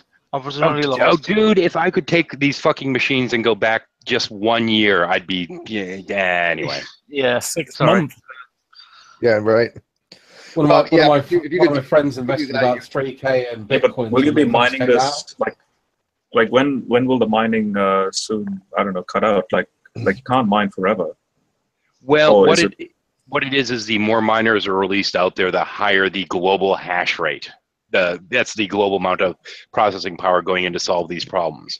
And the higher that gets, the smaller your share becomes. And the smaller the chance it is to get your own, of decent amount. Yeah. My projected income from my Bitcoin miners when I first ordered them was like 0.33 a year. And right now it's 0.17, and that's like 7 months later. That gives you an idea of the rate of the drop. Effectively, the way to think about it is imagine a city and taxis, and effectively, the more taxis you have, there's only let's say there's only 1,000 people that are traveling. The more taxis are out there, the less money an individual driver can make. How does that work? Yeah, the more taxis you have, the less money you can earn. Yeah, because there's only a certain amount of people out there who want to travel by taxi. Right. Well, I'll just I'll take the money I make from that and invest it in something else. Google. With the rate of increase, you'll be lucky to get your money back, and I kind of advise you of that. Yeah, Bitcoin right now is kind of like YouTube. You're not going to make a lot out of it, and it's a lot more time invested in it than what you're really getting out of it. Well, in my case, I've got I've got 8. Technically, I had 9 miners running. One of them died earlier today, which kind of sucks. It was about 8 months old. It was one of my first 2 miners, which, you know, but the power consumption versus the amount you bring in is technically the biggest problem with these freaking things. Because it saves you use a lot of juice. Well, basically, for each one of these miners, I have to ignore $4 of the daily income because that goes right to power. Go solar. Actually, I'm going to be doing that at the end of the year, most likely. And I called and bitched at my electric company because my rate was too high and threatened to go with a different company. And I've been with them for 10 years. So they said, we want to keep you. We're going to put you on this plan. I'm going to be paying $270 a month for the next year. Regardless of power usage. Cold fusion, there you go. A month, dear God. Yes. Yeah, $270 a month for the next year. Now, what you have to keep in what you have to keep in mind, though, is if it wasn't for this plan right now, I'd be paying with what I'm running in here over $1,000 a month. So hey, rock the fuck on. Dear God. My electricity bill is about $47 a month. Wow, that's you don't use much power, man. I spend £40 a month. So that's about $80. If I turn my computer off, if my computer doesn't work, or I'm away or something, it just drops like a stone. It's like £3. It's about mine's including the rent here, which is nice. That's the only reason why I can survive. £40 is about $56. Yeah. All right, guys. My voice is going. I think we're about shot. I'm gonna start getting ready. We're gonna be going out to dinner tonight for Veterans Day. Yeah, that's fine. I bored everyone away anyway. Yeah, we're down. All right, have fun. 70 viewers. People are like, but anyways. Can we talk about GMOs? Can we talk? We'll do it next hangout. I liked your video, Ness. I think your video was really, really well done. So. I don't have to be talking about my video necessarily, just the topic in general. Yeah, no, when I watched, we'll spend 5 more minutes on this real quick. When I watched G-Man's hangout on the GMOs, my head exploded. I noticed the same things you did. Anybody who knows anything about GMOs would just had died. I mean, we all went, what the hell is this guy even talking about? It was so bizarre. Someone who knew nothing about GMOs would get less wrong. He didn't understand the difference between plumping, growth hormones, and GMOs. Yeah. I mean, Jesus Christ, man. I was buffoonery. Yeah, but when I wanted to make a video, I was like, okay, I'm going to do this seriously. But because he didn't talk about GMOs at all. He think he did, but he didn't talk about it. So I just went full mockery on him, just for the fun of it. Yeah, that's all you can do, dude. Yeah. But anyways, I do have a conversation coming up here soon. Emperor Atheist wants me on his channel. We have a lot to discuss. He's a great guy. I really like him. I think he's very intelligent. Unfortunately, he's falling into the trap that Heretic is laying for him, that Steve is wrong about all this epistemic stuff, and Ozzy's wrong, and that the Great Debate community is wrong, and Dragnot's wrong, and all of us who actually agree on things like the epistemic justification, burdens of things, and as far as atheism in the philosophical sense, they're trying to tell, Heretic's trying to tell him otherwise. And I keep telling the Emperor Atheist, look, I want you to understand this because you seem like a cool guy. I like him. I don't want him to fall into these traps. And he says things in his videos that I think is absolutely wrong. And and I want him to be able to have a conversation on it and not just be shut down and have that entrenchment effect because he's unwilling to put aside what he's learned from some video off YouTube, rather than, okay, is this a sensible position to take? Well, right. So, what's the difference between an agnostic and an atheist? I kind of feel that need to state that the atheist community is wrong all the time. The difference is when we're told that we're wrong, we look it up and check and say, whoops, we were wrong. Yeah, no, and I think a lot of people have actually been doing that, right? I mean, this won't be on my channel. This is going to be on his channel, by the way. He's invited me to his channel. Yeah, and that's fine. I admitted that I was wrong years ago about philosophy, right? And I had recognized. Yeah, and by the way, somebody says Matt Dillahunty does not say he agreed with your definition, like you said last night. Actually, there's video evidence that he does. I don't know why people are saying this. Matt Dillahunty has said that agnostic atheism, in terms of soft atheism, doesn't make any sense. That's his words, verbatim. Straight what he's talking to Anthony Magnabosco. And I asked Anthony Magnabosco on this before.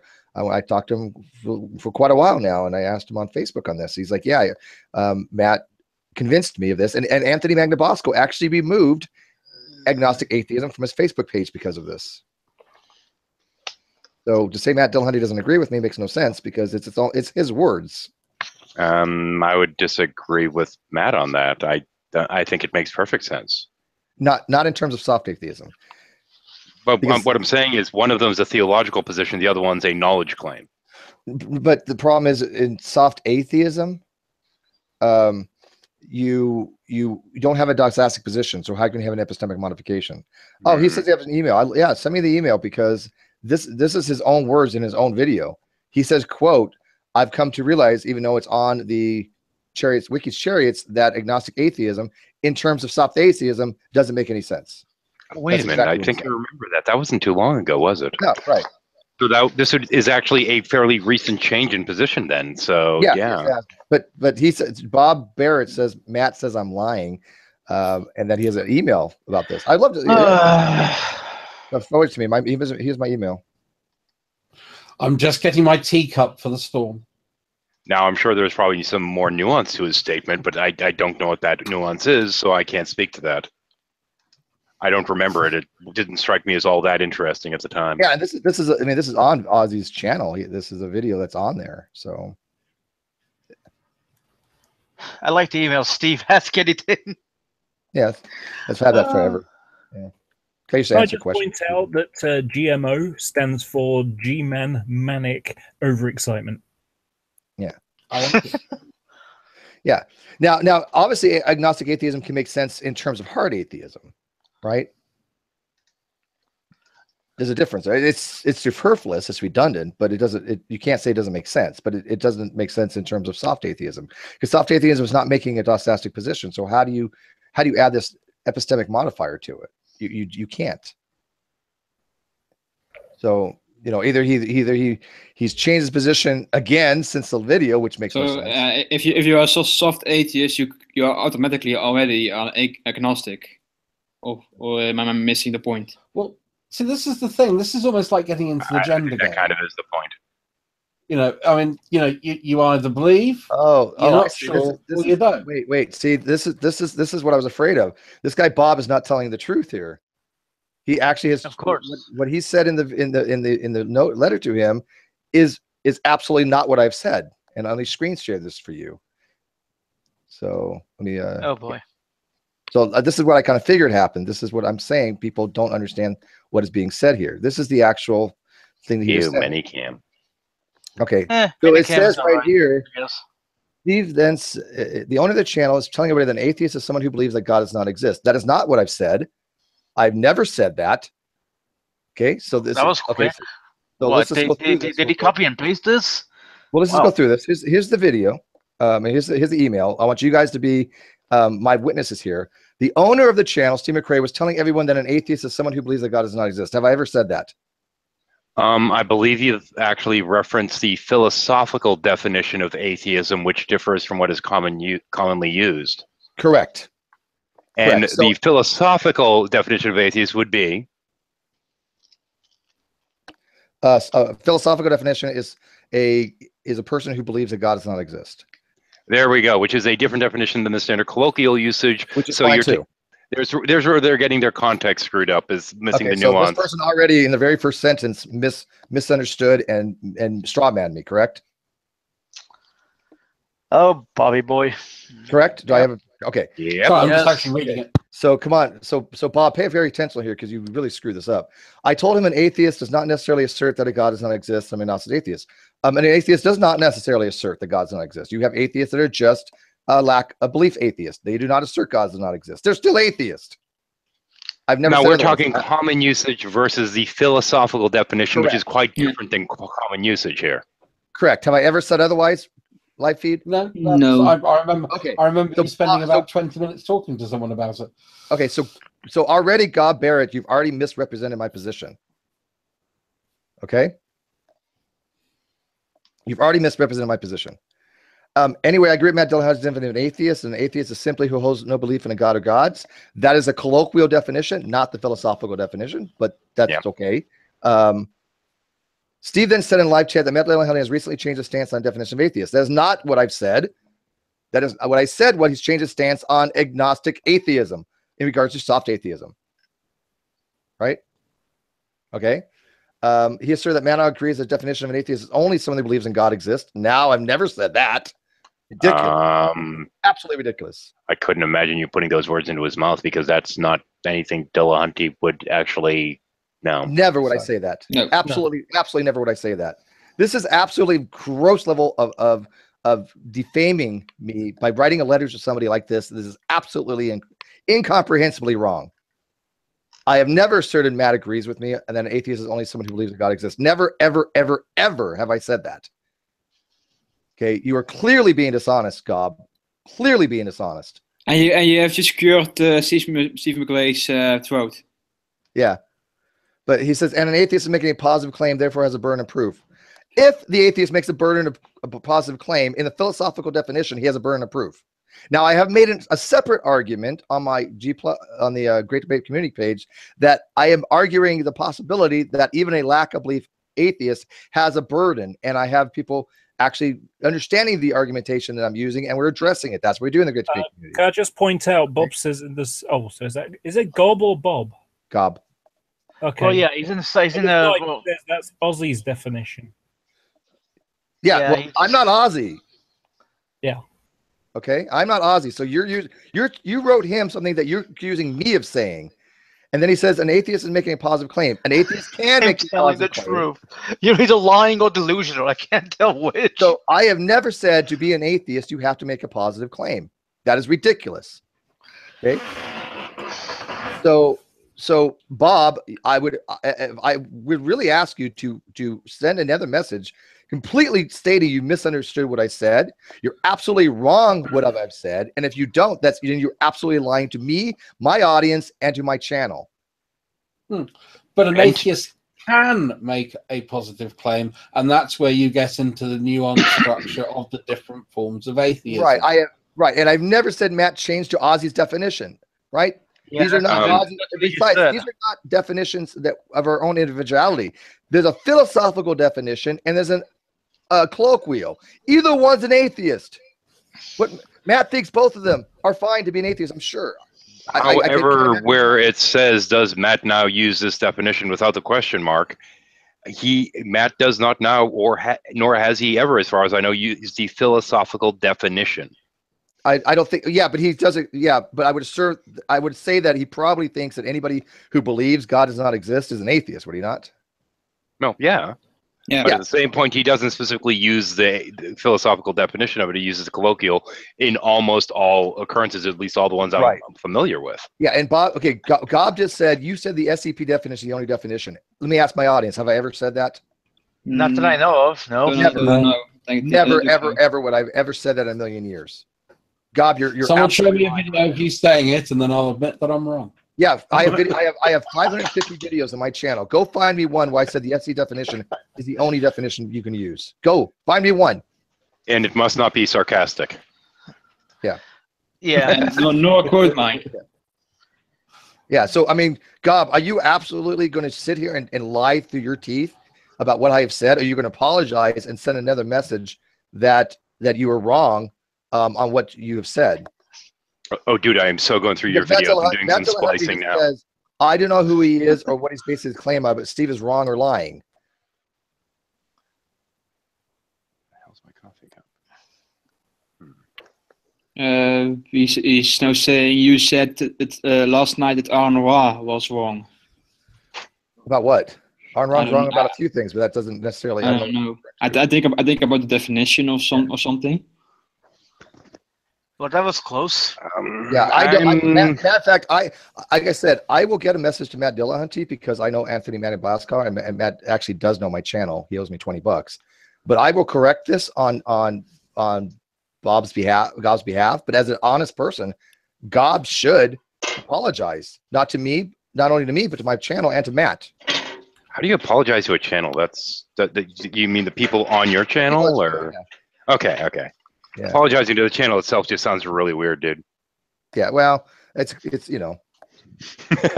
Apologize to the channel. I'm sorry, channel. It's a general expression. It's an expression, right? But I will make it very clear to Matt that I've never said any such a thing. And God, you have no evidence that I did, because that's ridiculous. You misunderstood what I've said. You completely misunderstood. Everybody here is telling you I've never said such a thing. I've not. R and Raw and you two theists are wrong about them saying that it's not a philosophical definition. R and Raw has basically come to the conclusion that the only definition, as far as I understand him to say, the only definition is the colloquial definition. If you lack a belief, this is what he's told me, if you lack a belief, you're an atheist. I disagree with him on that. I think he's absolutely wrong on that. Okay? But that's between Aaron and I. That has nothing to do with Matt Dillahunty. It's also a point of semantics. You use a different definition than him, and yeah, and that goes nowhere. Correct. On a kind of separate note, when it comes to Aaron sucks when it comes to philosophy. I think he kind of knows it too. I do too. I'm a big fan of Aaron. I love his videos. And I've seen some of his debates, and they are not very good, I think. I'm looking forward to. I'm actually looking forward to voting for him. Except for his debate with a Muslim on evolution, it was very good. But with his debate on more philosophical issues, like Matt Slick, that was pretty bad. Philosophy is just a weak point for him. There's nothing necessarily wrong with being weak in an area. Everyone is. No. Yeah, I think Matt Dillahunty handled Matt Slick much better than ROR did. I think I've handled Matt Slick better. But ROR gets really quickly like rant mode, like a bit of infuriating, quick to anger, so to speak. My mummy told me not to handle strange men. Now, personally, I don't know what this guy Gob is basically rambling on about, but I think by now I can definitely say that he's full of shit, and he's just stirring the pot. Of course, he's misunderstood, but that's not my problem.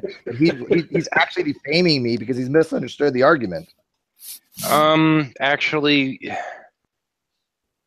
This is going to be an odd statement. Instead of sitting there and just lambasting him, have you considered just saying, why don't you go back and rewatch the video and see what you might have missed? That's fine. Because, he might have just, he might have been reacting to what he thought he heard, or might have came in a little bit late or something like that. Because that happens. And if you miss the key context, you can miss everything that's going on around you. And that's why I just added you to my follow list. I mean, here's the thought for you, because I can see you typing out an email reply. Why don't you kind of take a more reasonable level, which is, look, I think you misunderstood what I've been saying. Have a look and listen again. All right, fair enough. Because effectively you're annoyed that he's done something, and if he's done something accidentally, you're right. He's misunderstood something. You're effectively arguing a straw man that he doesn't realize he's making. You're right. I'm trying to pay attention to fighting things here. One of the things that will happen a lot, especially when you're doing a lot of live streams, is that somebody will come in at, point B of the live stream when you've said something in point A that adds the nuance you need, and they weren't there for that A point. So instead they're listening from B onwards, getting more and more annoyed because they'd never heard the nuance from earlier. Yeah. Right. Or they missed a key phrase. It happens.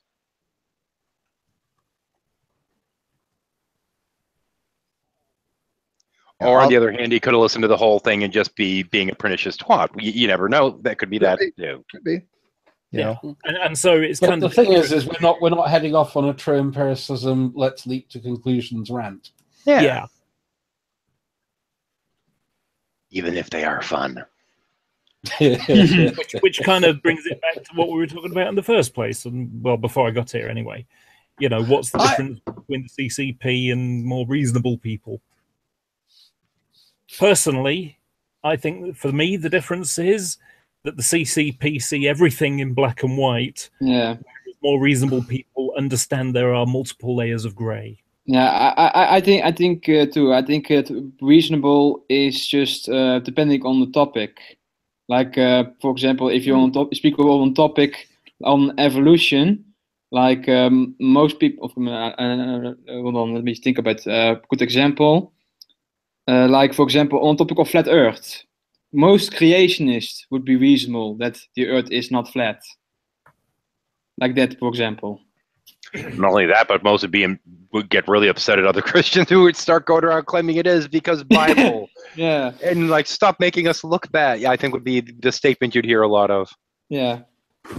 But I think Monty Python's got it right. And I'm a theist. I'm a pagan. I have been all my life. Oh, sorry. I have to interrupt. It's like, you're making us Christians look stupid, and it's like, but I already think what you think is stupid. Well, as I say, yes, but we Monty don't need Python's- confirmation. Sorry, go Monty ahead. Python's and the Life of Brian got it right. Do you follow the gourd or do you follow the sandal? Oh, I thought you were going to go with the whole thing with the accountants building going off the edge of the earth at the. Yeah. Okay. Oh, that would have been good too. No, that wasn't that the meaning of life? Balance the book. Yeah. Yep. Meaning of life. The whole thing with the accountants selling the white accountancy to find, explore, to find those short. The whole thing. It's been a long time since I've seen that. I need to go and watch that again. That's something I'll do probably It's tomorrow fun evening. to charter an accountant to sell the white accountancies. Yeah, shutting up now. I still think out of the Monty Python one, my favourite moment, Monty Python, and I think it was The Life of Brian, but I might be wrong. And it's one of those little sketches, the cartoony bits. And there's this guy, and he's artistically writing something on he's a scholar writing something down, and suddenly there's a big thwack, thumping thing, and he goes scribbles all over the page, and then it goes a vertical picture of a staircase. It was like walking down the circular staircase, and he goes outside, and you've got the moon and clouds jumping. It's like, oi, get out of here! Bloody weather. Not Life of Brian. Don't know what that one's from. I can't remember. It was one of those things. That sounds more like a flying circus bit. Probably. Actually, could be from the Holy Grail. Holy Grail. Oh, possibly. Yeah. I think it is from the Holy Grail. Yeah. Anyway, well, I could be wrong. I love that. Somebody had asked in live feed before we go off air. God, we were supposed to go off an air an hour ago. How do you differentiate global versus local atheism, or is it necessary? It depends. There's different ways to look at global versus local. Yeah, there's different ways of looking at it. I don't believe in the Christian God. I don't believe in all gods. Yeah, there's different ways of looking at it. So there's one way to look at global atheism as a methodology to approach the worship of a god. Is a god worthy of worship? Right. That's one way global atheism is approached. Is that do I accept there's any god that's worthy of worship? Okay, can I just pause you for a sec? Well, let me finish because I'm roll here. Define what global atheism is, because I've never heard that before. I'm trying to explain it. That's okay. That's what I'm getting to. I got it very wrong. Okay, so, but in a more colloquial, general sense, global atheism would be the position that no gods exist. Okay. Oh, good. I got it right. As opposed to a local position where this was brought up by Bertrand Russell when he said, when I go to other countries, do I label myself an agnostic or an atheist? Right. And it's a very good paper that he wrote on this. It's a very short paper that he wrote, but it makes a lot of sense because you can be atheistic towards certain beliefs, certain God beliefs, but still not be a global atheist, right? Like I think that the Christian God doesn't exist, but I don't necessarily believe that any God doesn't exist. Right, you would be a global atheist if you say no gods exist. Ontologically, the universe is devoid without gods. Then you're a global atheist. But the way they really the way they try to separate the global from the local is trying to make global atheism in more of a propositional state of not just the ontological existence of the gods, but is there a god worthy of the worship? Right, exactly. Yeah. Problem of evil. Exactly. And that's for the very reason, right? The problem of evil and divine hiddenness are actual arguments toward a local deity, right?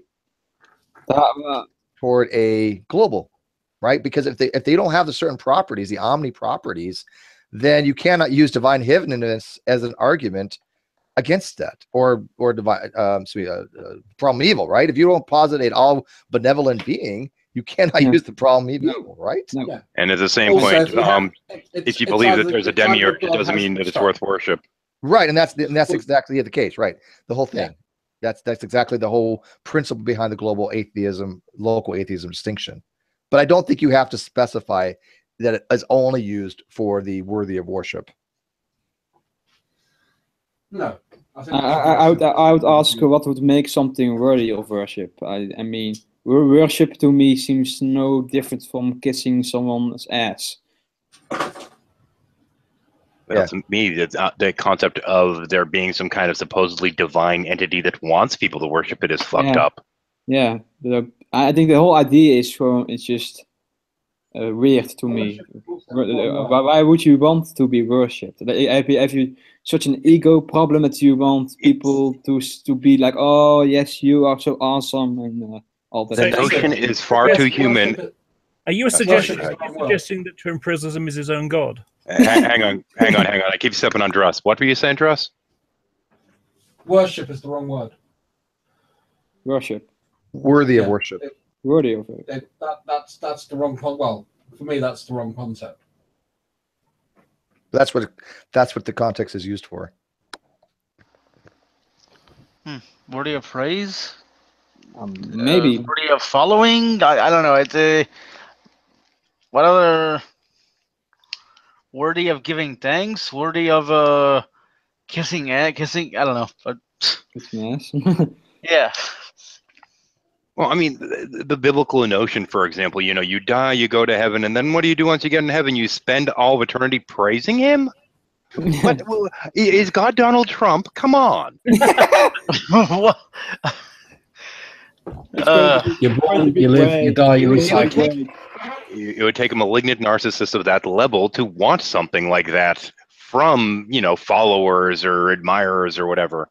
At which point you're now talking about a god that's very petty and just awful. Yeah. Very he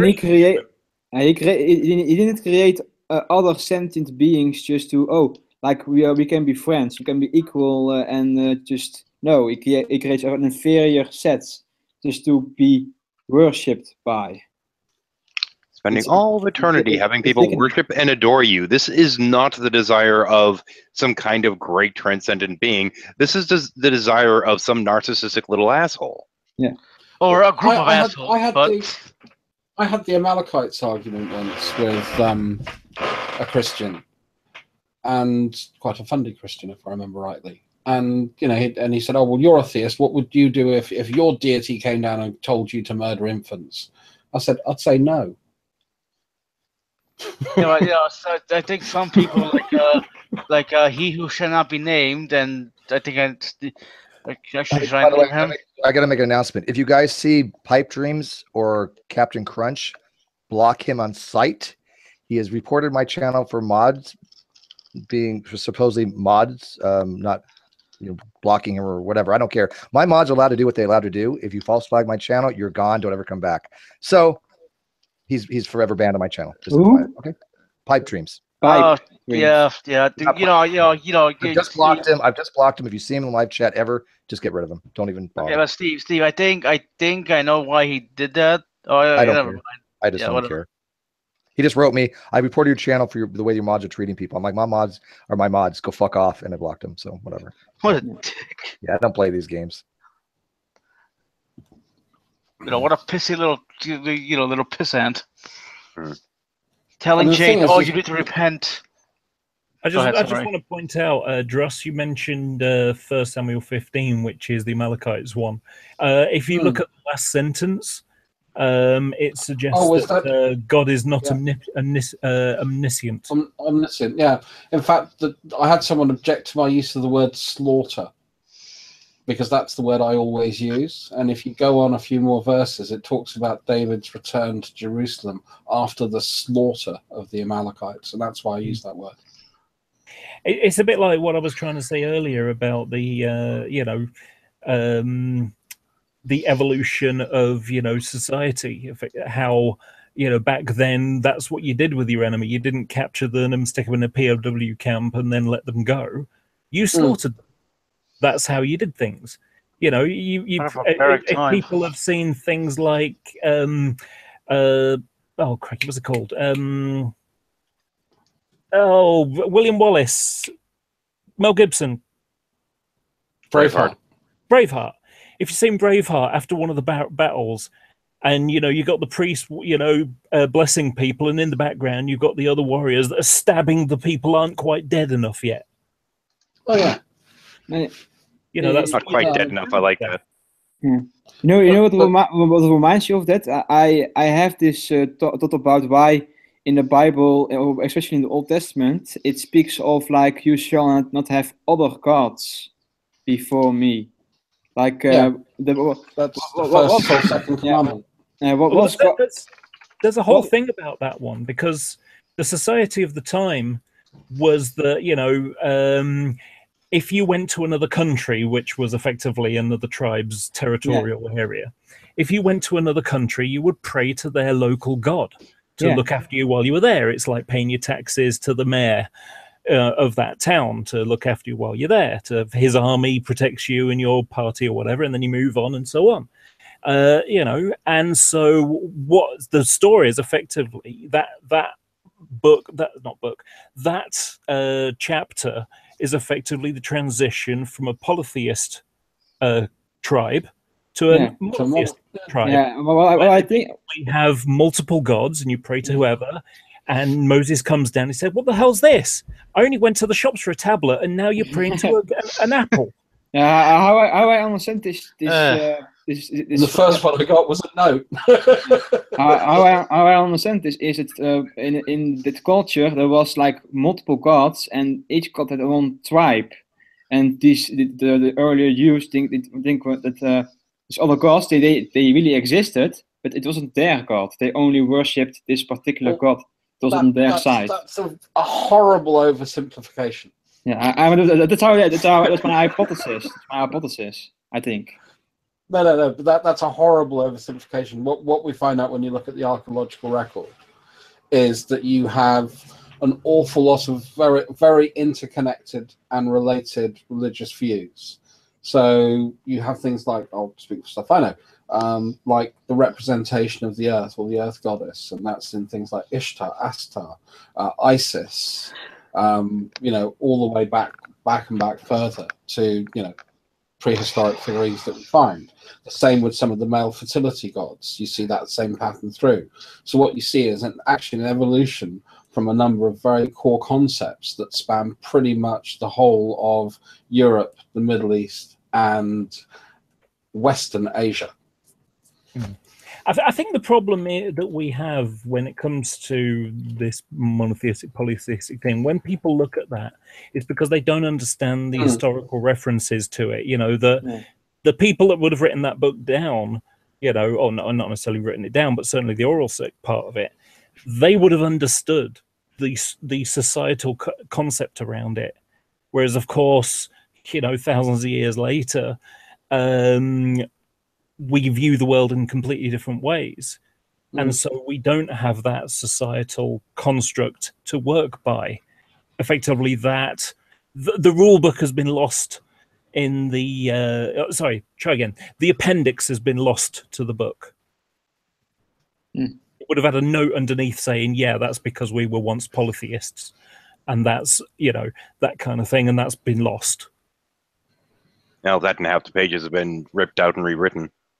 Yeah, and also there's the context that a lot of the, and it doesn't, I'm not talking about the Bible specifically, but any ancient manuscript.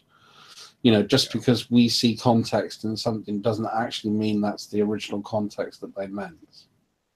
Yeah, and that's another thing that I have a huge problem with.